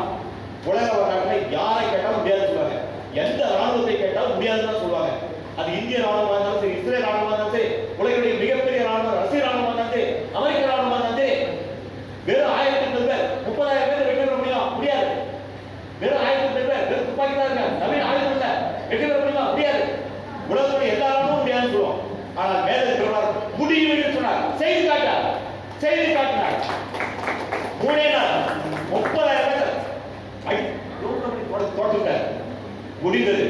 எப்படி முடிந்தது? உலக ராணுவமே, உலகத்துடைய எல்லா ராணுவ வீரரும், ராணுவ அதிகாரிகளும், ராணுவ வல்லுநரும் மூக்கு மேல தலைவர் மரியாதை வரலாற்றை கேட்டார். எப்படி ஜெயிப்பீங்க? எப்படி ஒரு அரசு காட்டீங்க? ரொம்ப சிரிச்சுட்டே சொன்னார். கடுமையான பயிற்சி எடுத்துட்டோம், மிக கடுமையான பயிற்சி எடுத்துட்டோம், வெற்றி பெற்றோம். பயிற்சியினுடைய வீரர்கள் எவ்வளவு வியர்வை சிந்துகிறார்களோ களத்தில் ரத்தம் குறைவாக சிந்துவார்கள். இதுதான் உலகத்துடைய எல்லா ராணுவத்துக்கும் எழுதப்பட்ட முதல் பாடம். பயிற்சி கடுமையா பயிற்சி எடுத்துங்க, மிக கடுமையா பயிற்சி எடுத்துங்க.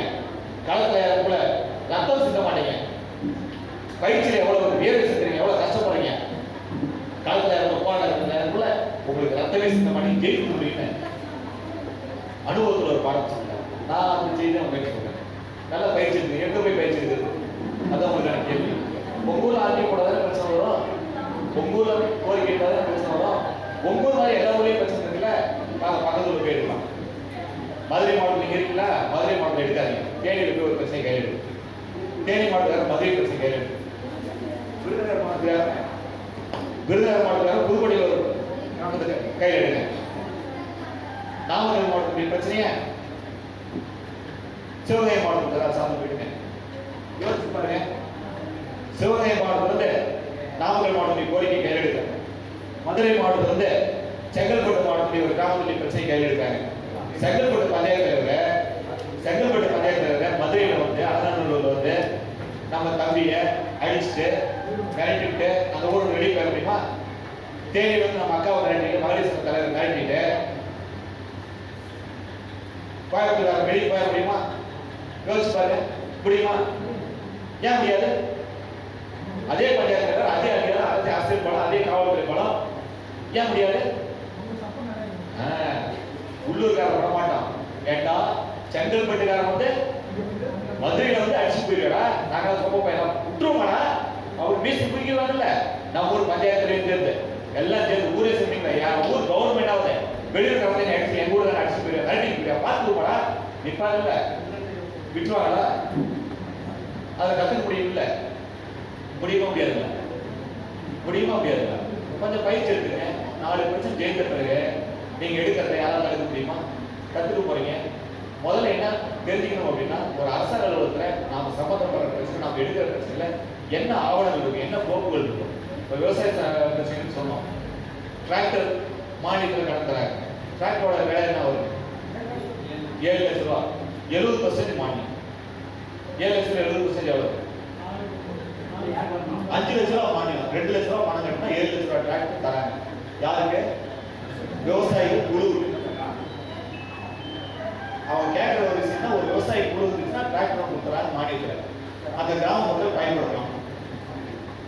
இவங்க என்ன பண்றாங்கன்னா, இவங்களா ஒரு குழு உருவாக்குறாங்க பினாமியா. அவங்களுக்கு மானியம் கூட கணக்காட்டி கொடுத்துட்றாங்க. அவங்க டிராக்டர் வாங்குறாங்க, வாங்கணும்னு வித்துறாங்க, வாங்கணும்னு வித்துறாங்க, வாங்கணும்னு வித்துறாங்க. மானியம் மட்டும் மாறிக்கிட்டு பிரிச்சுக்கிறாங்க.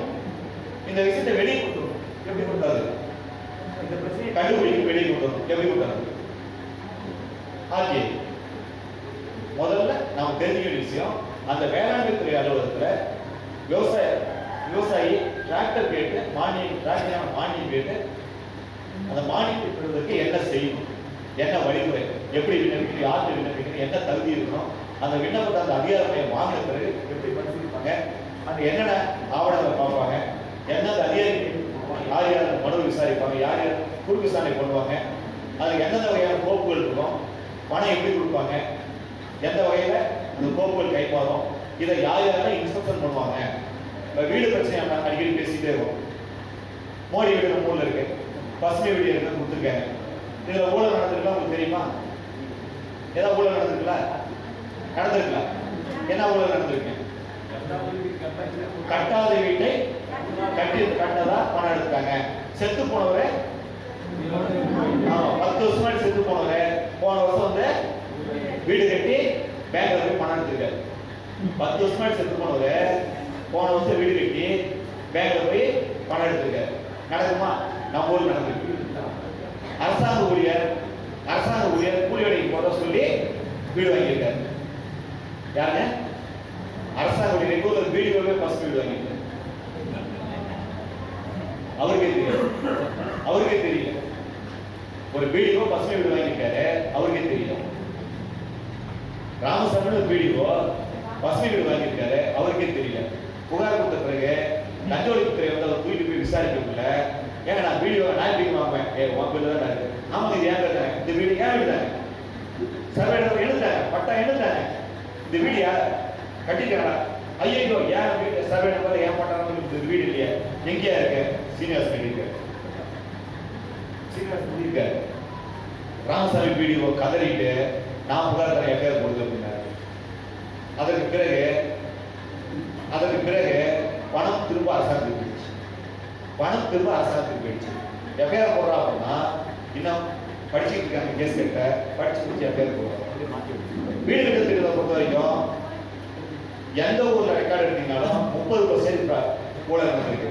கழிவறை 12,000 ரூபாய் தரங்களையும் கழிவறை கட்டிருக்கு. உங்க ஊர்ல கழிவறை கட்ட பயிரை வாங்கினீங்கன்னா 50% ஊழல். எந்த ஊர் எடுத்தாலும் சரி, தமிழ்நாட்டில் எந்த கிராமத்துல கழிவறை கட்ட பயிரை வாங்கினாலும் 50 விழுக்காடு கழிவறைகள் ஊழல் நடந்திருக்கும். ரொம்ப எளிமையான விஷயம். உங்க வீட்டுல என் பேர் எழுதி 12,000 ரூபாய் எனக்கு கொடுத்துருப்பாங்க, என் வீட்டுல சீனிவாசன் பேர் எழுதி கொடுத்துருப்பாங்க.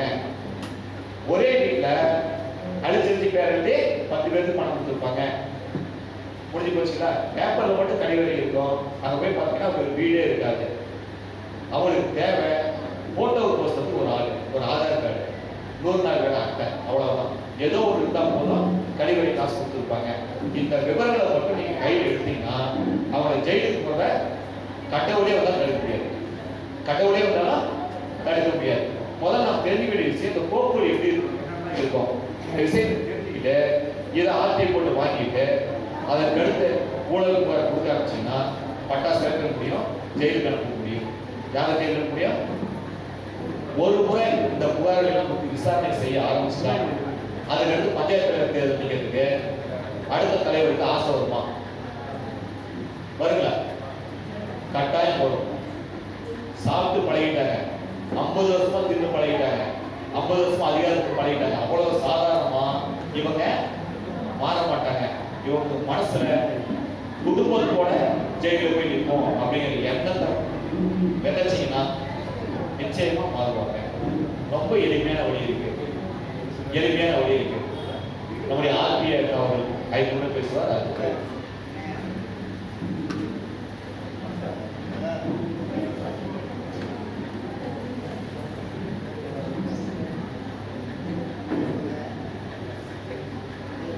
அனைவருக்கும் மாலை வணக்கம். சமூக ஆர்வலர்கள், சட்ட ஆர்வலர் அனைவருக்கும் வணக்கம் தெரிவிக்கிறேன். நான் விருதுநகர் மாவட்டம் ஸ்ரீமுத்தூர் நாச்சார்பட்டி கிராமத்திலிருந்து வந்திருக்கேன். என் பேர் ஜோதிமுத்து. ஆக்சுவலாக நான் வந்து ஒரு 20 வருஷம் காலங்களாக நான் வெளிநாட்டில் இருந்தேன். அதனால வந்து எனக்கு நிறைய அனுபவத்துக்கு வந்துடுறேன். என்னோட எக்ஸ்பீரியன்ஸ் வந்து சொல்றதுக்கு வந்துடுறேன். 20 வருஷமா நான் வெளிநாட்டில் இருக்க வந்த உடனே எனக்கு வந்து கோவிட் அப்புறம் வந்து எனக்கு வந்து என்ன நடக்குது, எந்த மாதிரி எல்லாம் ஆட்சி நடந்துட்டு இருக்குன்னு எனக்கு தெரியாது. நான் வந்த புதுசுல வந்து அடிப்படை வசதிகள் என்னோட தெருவுக்கு இல்லை.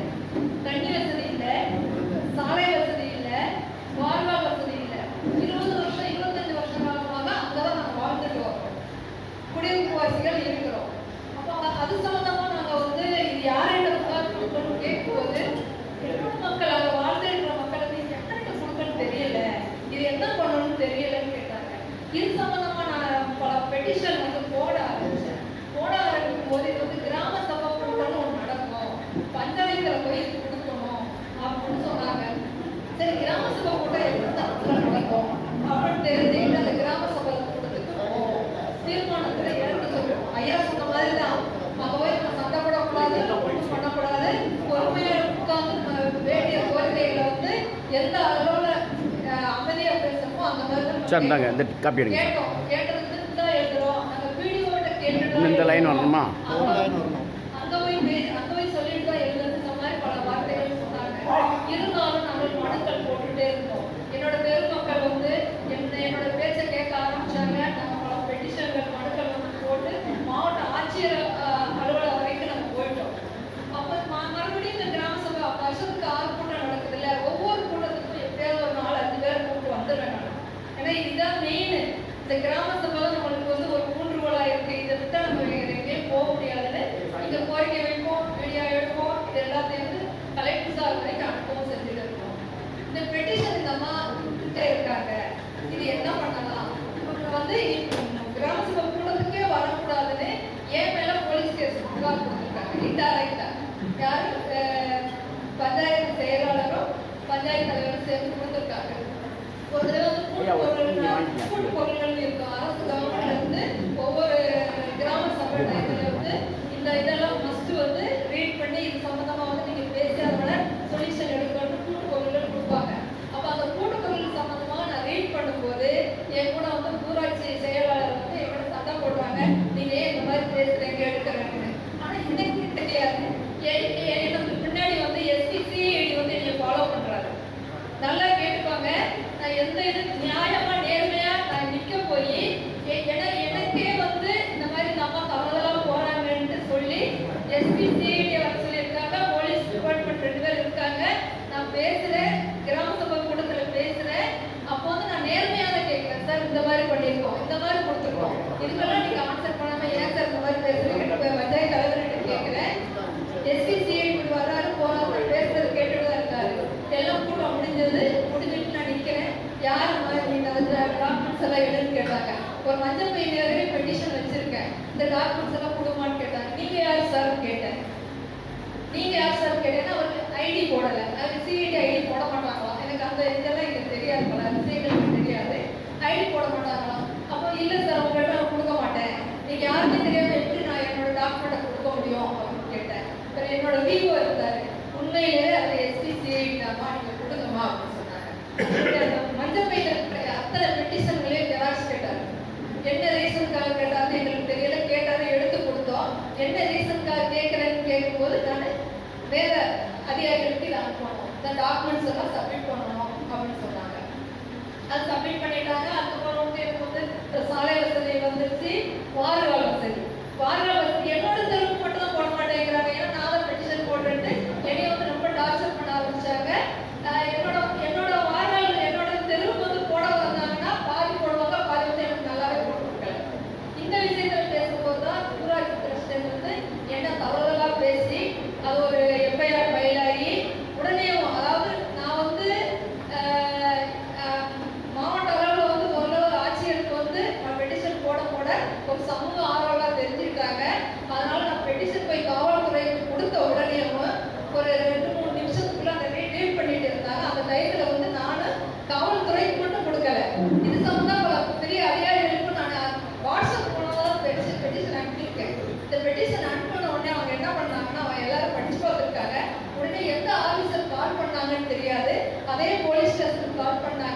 அந்த அம்மாவுக்கு என்ன வேணுமோ பண்ணி கொடுத்துருக்கேன்.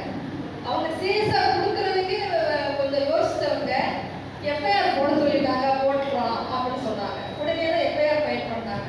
இந்த மாதிரி தான் பஞ்சாயத்துல வந்து ஃபர்ஸ்ட் வந்து நான் எஃப்ஐஆர் போட வச்சேன். ஏன் சொல்றேன்னா இந்த ஒரு வருஷ காலமாக நான் வந்து பெட்டிஷன் போடுறதுக்கும் இந்த ஆர்டிஐ பயிற்சி எடுத்துட்டு ஆர்டிஐ போடும்போதும் என் குடும்பத்துல வந்து என்கிட்ட யாரும் பேசல. என் பிரதர்ஸோ என் சிஸ்டர்ஸோ என்னோட உடல் பிறந்தவங்க யாரும் என்கிட்ட பேசல. ஏன்னா வந்து இது உனக்கு தேவையா? இந்த கொஸ்டின் வந்து மகளிருக்காக நான் சொல்றேன், மகளிருக்காக நான் சொல்றேன். இந்த கொஸ்டின் வந்து என்கிட்ட கேட்டது என்னோட சொந்தக்காரங்க, என்னோட சகோதரர்கள் சகோதரிகள் எல்லாம் கேட்டது வந்து இது உனக்கு தேவையா? நீ ஏன் இந்த மாதிரி செய்யற? நீ ஏன் மக்களோட மக்களா நீ இருந்துக்கோ. அப்ப இது செய்யறதுக்கு பாக்குறதுக்கு ஆள் வேணும். நம்மளோட அடிப்படை வசதி தானே நம்ம கேட்கறோங்க. அது தப்பா? அப்ப இது சம்பந்தமா யாரும் எங்களோட பேசல.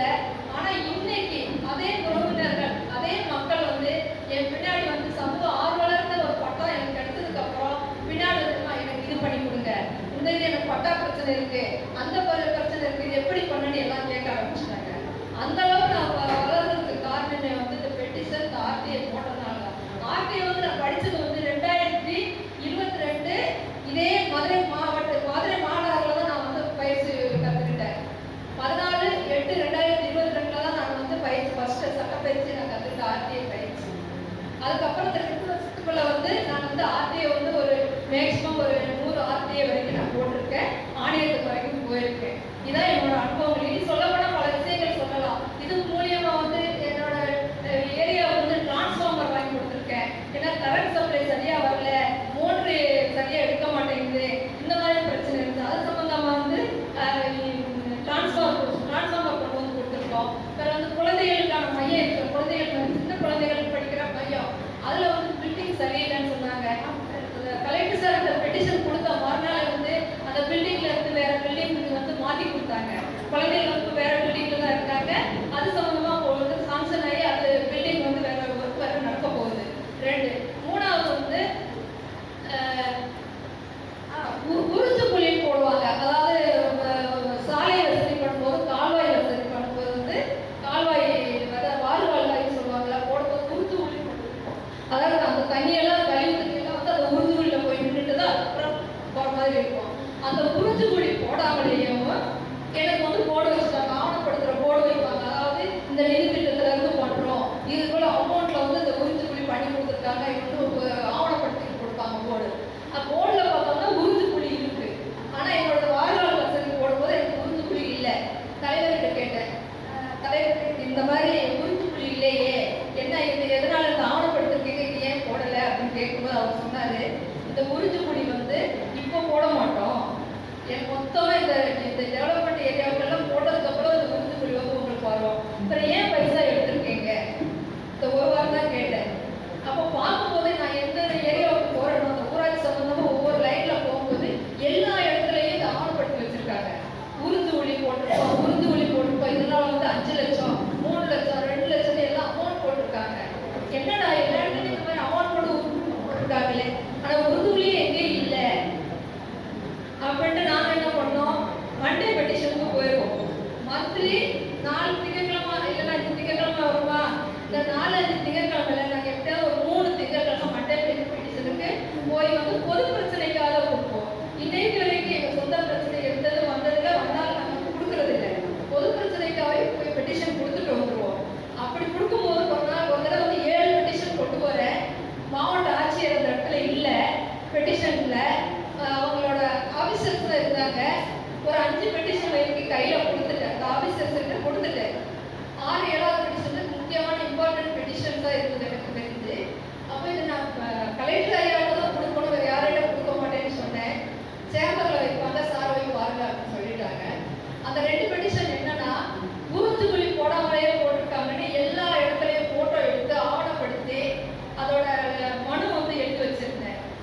2வது வந்து இது சம்பந்தமா பல ஊழல் நடக்குது, நீங்க வந்து அது என்னன்னு ஆய்வு செய்து இது வந்து நடவடிக்கை எடுக்கணும்னு கொடுத்துருந்தோம். இந்த 2 பெட்டிஷனுக்கு வந்து போகும்போது மாநில தலைவர் வந்திருந்தாரு,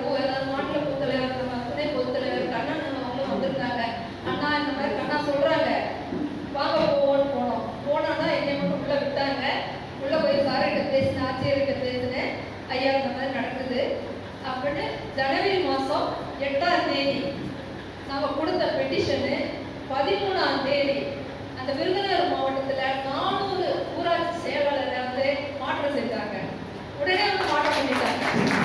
ஏன்னா அந்த மாதிரி ஆவணப்படுத்தும் போது அவங்களுக்கு தலையில வந்து எல்லாம் தவறுதல் இருந்திருக்கு. அது மேல வந்து என்ன மாதிரி அவங்க எடுக்கிறாங்கன்னு தெரியல. ஆனா வந்து மாத்திட்டாங்க. 400 பேரை மாத்தினாங்க. என்னோட ஊராட்சி செயலாளர் வந்து 20 வருஷமா அப்படியே ஒர்க் பண்ணவர். இப்ப நான் வந்ததுக்கு அப்புறம் மாற்றம் செய்யப்பட்டு வேற ஒரு செயலாளர் வந்திருக்காங்க. இது மாதிரி பல விஷயங்கள் தைரியமா ஒரு பெண்ணா இருந்து நான் நடத்த போய் இன்னைக்கு அந்த ஊர்ல வந்து ஒரு சமூக ஆர்வலர் அந்த ஏரியால யாருன்னா என்னோட பேரை சொல்ற மாதிரி தேங்க்யூ. நன்றி அக்கா. ஜோதி அக்கா அவர்களுக்கு நன்றி. ஆர்த்தி அக்காவுக்கு நன்றி. ஒவ்வொரு ஆணின் வெற்றிக்கு பிறகும் பின்னும் ஒரு பெண் இருப்பாள் சொல்லி சொல்லுவாங்க. நம்ம அக்கா ஜோதி அக்காவோட வெற்றிக்கு பிறகு நம்ம அக்கா மாமா முத்து இருக்கார். அவர் எல்லா வகையிலுமே அக்காவுக்கு வந்து ஆதரவா, துணையா, பலமா, பாதுகாப்பா, பின்புலமா எல்லாமே இருப்பார். ஆனா முன்னாடி கொண்டு வர மாட்டார், கூப்பிட்டா வர மாட்டார். நன்றி அக்காவுக்கு. ஒரு 2 பேருக்கு அறிமுகப்படுத்தும். இந்த சிறப்பான நிகழ்ச்சியை ஏற்பாடு செய்து மேடை போட்டே வரமாட்டேன் ஆரம்பிச்சுட்டு இருக்காங்க. காலையில் ஓடிட்டே இருக்காங்க. காலையில் மண்டபத்தை சரி பண்ணி வச்சாங்க. நாற்காலிலாம் போட்டாங்க. ஒவ்வொரு நாற்காலியும் குப்பையை துவைச்சாங்க. 2 நாள் போஸ்ட் ஓட்டினாங்க. எல்லா வேலையும் செஞ்சாங்க. மதியம் ஒரு அருமையான சாப்பாடு இருந்துச்சுங்களா? இதை ஏற்பாடு செய்து கொடுத்த செல்லப்பாண்டி, ரமேஷ் 2 பேரும் மேடைப்பாங்க. கொஞ்சம் கட்டு கொடுத்துவாங்க. நாங்கள் ஷேர் பண்ணுவாங்க. எனக்கு கொடுத்து வா மேடைக்கு வந்து அப்படி போகலாம். வாங்க வாங்க.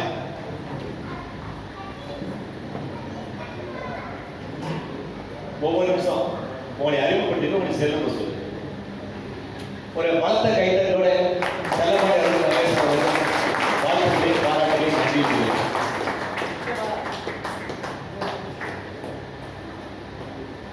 செல்லப்பாண்டி ரமேஷ். செல்லப்பாண்டி வந்து 10 ரூபாய்க்கு மாவட்ட செயலர். ரமேஷ் 10 ரூபாய்க்கு மாவட்ட அமைப்பாளர். அதாவது இன்னைக்கு ஞாயிற்றுக்கிழமை போகுது. எல்லாரும் வீட்டில் மட்டன் சாப்பிட்டு ஃபங்க்ஷனுக்கெல்லாம் போயிட்டு இந்நேரம் ஐயருக்கு தூங்குகிற நேரம். அந்த வேலையெல்லாம் விட்டுட்டு இந்த ஒரு நிகழ்வுக்காக உங்களை அர்ப்பணிக்கிறதுக்காக இந்த குறைஞ்சபட்சம் ஒரு 8 மணி நேரத்தை செலவு பண்ணுறதுக்காக ஒரு பிரயோஜனமாக செலவு பண்ணணும்னு சொல்லி இந்த நிகழ்வுக்கு வந்த அனைவருக்கும் இந்த மதுரை மாவட்டத்தின் சார்பாக ஒரு சிறந்தாழ்ந்த வணக்கத்தை நான் தெரிவித்துக் கொள்கிறேன். உங்கள் அனைவருக்கும் ஒரு அன்பான மாலை வணக்கத்தை தெரிவித்துக் கொண்டு அடுத்த தொடர்ந்து வரக்கூடிய இந்த பயிற்சி வகுப்புகளையும் இந்த 10 ரூபாய் இயக்கத்தினுடைய செயல்பாடுகளையும் நீங்கள் அனைவரும் உறுப்பினராக இணைச்சுக்கொண்டு சமூக பணியை தொடர்ந்து செய்யணும்னு சொல்கிறது தான் எங்களுடைய அன்பான வேண்டுகோள். நன்றி.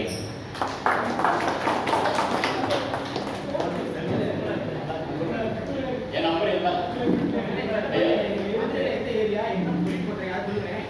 ஐயா? நான் வந்து ஒரு சாதாரண விவசாய குடும்பத்தில் பிறந்தவர் தான். ஆமாம், என்னோட ஊர் வந்து நம்ம மதுரை காமராஜர் யூனிவர்சிட்டி. நாங்கள்லாம் வந்து இந்த காமராஜர் யூனிவர்சிட்டி வந்து ஆரம்பிக்கிறதுக்கு அண்ணா காலத்திலேயே வந்து ஒரு 10 ஏக்கர் நிலங்களை தாராளமாக கொடுத்த குடும்பத்தை சேர்ந்த ஆளுங்க நாங்கள். அதோட நம்ம பரம்பரையிலேயே வந்து இந்த சமூக ஈடுபாடும் இந்த கல்வி இந்த மக்களுக்கான நலத்திட்டங்கள் செய்யறதுல தொடர்ந்து நம்ம அந்த பயணத்தை பயணிச்சுட்டே வரோம். நன்றி.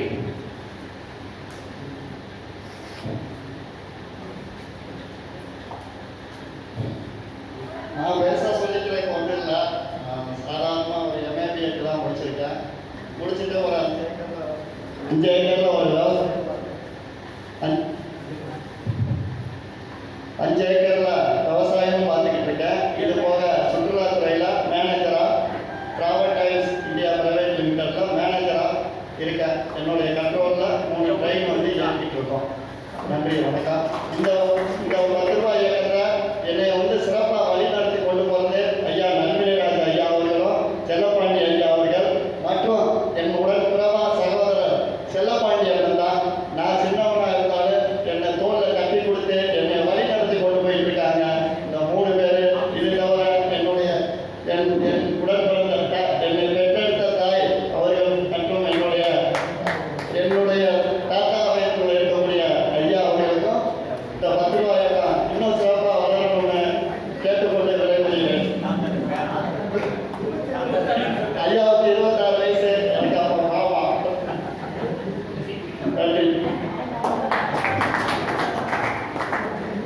சட்ட பஞ்சாயத்து இயக்கத்தினுடைய மதுரை மாவட்ட செயலர் மரியாதைக்குரிய அன்பு தம்பி ராஜா. நன்றி. ரொம்ப நேரம் பேசல, ஒரு 2-3 விஷயங்கள் மட்டும் சொல்லணும்னு ஆசைப்படுறேன். என்னுடைய பர்சனல் கருத்து முக்கியமாக செலவாணியை பற்றி சொல்லணும். நேற்று நான் ஒரு கால் பண்ணி பேசும்போது அவர் பிஸியாக இருந்தார். கரெக்டாக ஒரு 10 நிமிஷம் கழிச்சு நான் பேசுகிறேன் அப்படின்னு மறுபடியும் ஒரு 1/2 மணி நேரத்தில் பேசி ஃபுல் டீட்டெயில் எல்லாமே வாங்கிட்டு அவ்வளோ பொறுமையாக பதில் சொன்னார். அவர் பேசும்போதே எனக்கு தெரிஞ்சது ஒரு நல்ல தலைவனுக்கு உண்டான எல்லா கிரிட்டீரியாவுமே அவர் அப்படியே இருந்துச்சு. அவர் பேசின முறை மற்ற விஷயங்கள் எல்லாம் இருந்துச்சு. சரி எல்லாம் அண்ணன் வரேன்னு சொன்னதுனால நான் உடனே கிளம்பி வரேன்னு வந்துடுறேன் அப்படின்னு சொல்லிட்டேன். ஏன்னா நைட் வரைக்கும் நான் மருத்துவமனையில் தான் இருந்தேன். எனக்கு உடம்புல சரியில்லை, மருத்துவமனையில் இருந்தேன். அண்ணன் வந்திருக்காங்க அப்படிங்கிறக்கா நான் உடனே கிளம்பி வந்துட்டேன். ஒரு சில விஷயங்கள் சொல்கிறேன். இன்னைக்கு கிட்டத்தட்ட பார்த்தீங்கன்னா நான் வேற ஒரு இயக்கத்தில் பயணம் செஞ்சுட்டு இருந்தாலும் மற்ற இயக்கங்களுக்கும் நான் வேலை பார்க்குறேன். அறப்போர் இயக்கத்துக்கும் நான் இங்கே மதுரை மாவட்டத்தில் நிறைய வேலைகள் பார்த்துருக்கேன். சட்ட பஞ்சாயத்து இயக்கம் நிறைய நான் ஒர்க்குகள் பண்ணியிருக்கேன். ஸோ இயக்கம் நான் வேற வேலை இருந்தாலும் செயல்பாடு ஒன்று தான், அதில் எந்த மாற்றமும் இல்லை. செயல்பாடுக்காக கண்டிப்பாக நீங்கள் எப்போ கூப்பிட்டாலும் நான் வருவேன். அண்ணன் கூப்பிட்டாதான் எப்போனா நான் வந்து நிற்பேன். இது வரைக்கும் கிட்டத்தட்ட பார்த்தீங்கன்னா 9 அரசு அதிகாரிகளை நான் கைது பண்ணியிருக்கேன். லஞ்சம் வாங்கினதுக்காக திண்டுக்கல் மாவட்டம், தேனி மாவட்டம், மதுரை மாவட்டம் 3 மாவட்டத்திலுமே மேக்ஸிமம் 6 விஓட கைது பண்ணியிருக்கேன். விஜிலன்ஸ் மூலமாக வச்சு நான் கைது பண்ணியிருக்கேன். பேப்பர் அட்வர்டைஸ்மெண்ட்ஸ்லேருந்து எல்லாமே அது இருக்குது. ஸோ அந்த மாதிரி யாராவது லஞ்சம் கேட்டாங்க பண்ணாங்கன்னா சொல்லுங்கள். அண்ணனோட உதவியோட பெரியவங்களோட ஆலோசனையோட கண்டிப்பாக அதுக்கான என்ன உதவிகளோ அதை நம்ம செஞ்சு கொடுக்குறோம். அதே மாதிரி தயவு செஞ்சு சொல்கிறேன், நமக்காக ஒரு இயக்கத்தில் நம்ம வேலை பார்க்குறாங்க அப்படின்னா அவரை வந்து தனியாக அனுப்ப வேண்டாம். அவர் போகும்போது ஒரு 4-5 பேர் நம்ம இயக்கத்தில் முக்கியமான அது போங்க. ஏன்னா நம்ம எல்லா விஷயமும் தெரிஞ்சு இப்போ நம்ம ஒரு 10 ரூபாய் இயக்கம் அங்கே போய் விற்கிது அப்படின்னாலே ஒரு 4 பேர் வந்தாலும் பயப்படுவாங்க, ஒரு ஆளுக்கே பயப்படுவாங்க. விஷயம் தெரிஞ்ச 4 பேர் அப்படின்னா இன்னும் பயங்கர எஃபெக்டிவாக இருக்கும். அதே மாதிரி இங்கே வந்துருக்கவங்க எத்தனை பேர் வந்து சொந்த பிரச்சனைக்காக வந்து இயக்கம் கூட தெரியாது. ஏன்னா நான் பேசிக்காக சொல்கிறேன், நிறைய பேர் என்ன நினைப்பாங்கன்னா அவங்க சொந்த பிரச்சனைக்கு ஒரு இயக்கத்துக்கு வருவாங்க. எனக்கு இந்த பிரச்சனை இருக்குங்க, இந்த பிரச்சனை எனக்கு முடிச்சு கொடுங்க, செஞ்சு கொடுங்கன்னு வருவாங்க. இயக்கம் முடிச்சு கொடுத்தது கூட அவங்க வேலையை கொடுத்துருவாங்க. நாளைக்கு இயக்கத்துக்கு ஒரு விஷயம் அவங்க கூட சப்போர்ட் பண்ணி நிற்கிறதுனா வரமாட்டாங்க. ஸோ தயவு செய்து உங்கள் பிரச்சனைகளையும் பாருங்கள், அதே மாதிரி இயக்கத்தில் இருக்க பொதுவான பிரச்சனைகளுக்கும் தயவு செய்து எல்லாரும் ஒத்து போய் வாங்க. இது என்னுடைய பர்சனல் ஒப்பீனியன். அதே மாதிரி உங்களால் முடிஞ்ச விஷயம் நிறைய செஞ்சு கொடுங்க. இன்னைக்கு நான் இருக்கிற பகுதியில் எல்லாம் வேற ஒன்றுமே இல்லை, நான் ஒரு பெட்டிஷன் தான் போடுவேன். அண்ணன் சொன்ன மாதிரி ஒரு ஆர்டிஓவாக இருக்கட்டும், பட் மேல்முறைக்கு நான் போக மாட்டேன். எனக்கு 30 நாளே தகவல் கொடுத்துருவாங்க. ஏன்னா அவங்க நல்லா தெரியும் 30 நாள் எனக்கு தகவல் வரலன்னா 31 நாள் அவர்கள் நான் வழக்கு பதிவு பண்ணிடுவேன். கிட்டத்தட்ட பார்த்தீங்கன்னா ஒரு கேசஸ்லாம் கிட்டத்தட்ட ஸ்டாம்ப் போட்டு கோர்ட் ஸ்டாம்ப் போட்டு எல்லாமே நான் அனுப்பிச்சிடுவேன். பதில் எனக்கு வரலன்னா நான் கன்சிடர் போட்டுருவேன். வேற எது வேணாலும் ரெண்டு போயிடுவேன். அவங்க அதிகாரிகள் பார்க்கும்போது கலெக்டரே சொல்லுவாங்க என்னை கோர்ட் எழுதிடுவான். போன வாரம் திண்டுக்கல்ல ஒரு அரளைக்குடி பஞ்சாயத்துக்கு நான் போயிருக்கும் போது கலெக்டர் நான் உள்ள கிரீவன்ஸ் உள்ள போகிறேன். அவ்வளோ தூரம் மக்கள் இருக்காங்க, ஒரு 200-300 பேர் இருக்காங்க திண்டுக்கல்ல. என்னை பார்த்தோன்னே ராஜா வாங்கன்னு சொல்லி கூப்பிட்டு காஃபி ஆர்டர் பண்ணி எல்லாரும் இருக்காங்க. நானும் திண்டுக்கல் அம்மா பூமுடியும் ஆக்சுவலி 2 பேரும் நின்று தயவு செய்து கூப்பிடுறாரு. அரளைக்குடி எஸ்ஆர்ஆர்சி அதிகாரியை கூப்பிட்டு தயவு செய்து இந்த பிரச்சனையை உடனே பாருங்க, நீ கூண்டேற மாட்டேன், நான் தான் கூண்டேருவேன். என்னை ஏற்றி கேட்கக்கூடாத கேள்வியெல்லாம் கேட்பாங்க. அதனால இந்த வேலையை உடனே முடிங்க அப்படின்னாங்க. 3 நாளைக்குள்ள அந்த வேலை முடிஞ்சிருச்சு. என்ன காரணம்னா நம்மளுடைய ஒத்துழைப்பு தான் அங்கே ரொம்ப இம்பார்ட்டண்டான ஒன்று. நம்மளுடைய சேவைகள் தான் அங்கே நிற்கணும். யார் என்ன சொன்னாலும் என்ன இருந்து கூட்டணும், அதெல்லாம் என்ன பிரச்சனை இல்லை. உங்களுடைய செயல்பாட்டில் மட்டும் சரியா இருக்கு. அதே மாதிரி நம்ம இயக்கத்தை வளர்கிறதுக்கு சில யுக்திகள்லாம் அண்ணன் கேட்டிருக்கேன். ஆனால் அதை கொஞ்சம் பார்த்து செஞ்சு கொடுங்க. ஏன்னா எல்லாருக்குமே ப்ரொசீஜர்ஸ் கோர்ட்டு தான் வந்து நிற்கும். அதிகாரி அப்பதான் போயிடுவாங்க. அதுக்கான ஒரு சின்ன விஷயத்தை அண்ணன் கேட்டிருக்கேன். அண்ணன் பர்சனல் எப்படி சொல்றேன்னு சொல்லியிருக்காங்க. ஸோ எனக்கு பேச வாய்ப்பு இருக்காங்க, நன்றி தெரிவிச்சுக்கிறேன். என்னுடைய மொபைல் நம்பர் 90 என் பேர் ராஜா 90 955 90 955 31 535.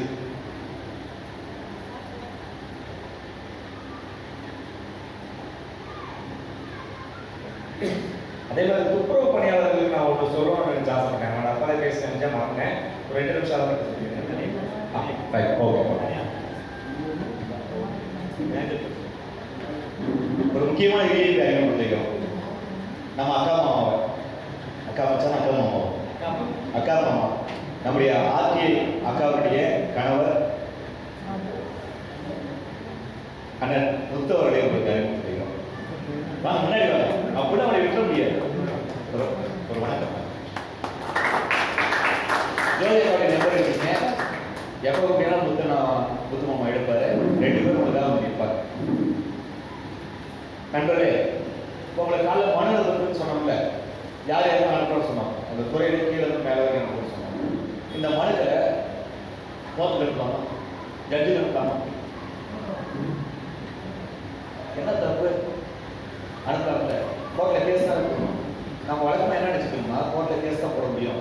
ஜட்ஜு நேரில் போய் பார்த்து பேசக்கூடாது. ஜட்ஜுலாம் கடவுளுக்கு நிகரான ஒரு பூசாரிகள் மூலமாக மட்டுமே அவரிடம் விபூதி பெற வேண்டும், பேச வேண்டும், நேரடியாக பேசக்கூடாதுன்னு நினைச்சிட்டு இல்லை. இப்போ சட்டமுறை மாறி போச்சு, நீதிமுறை மாறி. நீதிபதி உங்கள்கிட்ட பேச விரும்புகிறாங்க, உங்களுடைய கருத்துக்களை கேட்க விரும்புகிறாங்க, உங்களுடைய பிரச்சனை செவிப்படுத்துறதுனால உங்களுடைய பொது பிரச்சனைகளை உங்களுக்கு கூட நிற்க விரும்புகிறாங்க. உங்களுடைய பிரச்சனைகள் எதுவாக இருந்தாலும், கோரிக்கைகள் எதுவாக இருந்தாலும், மற்ற அரசாங்க தொழில் எப்படி நடக்குது அதே மாதிரி நீதிபதி நேராக அது யார் பார்த்து நம்ம எழுதி சட்டப்பணிகள் ஆணைக்குழு.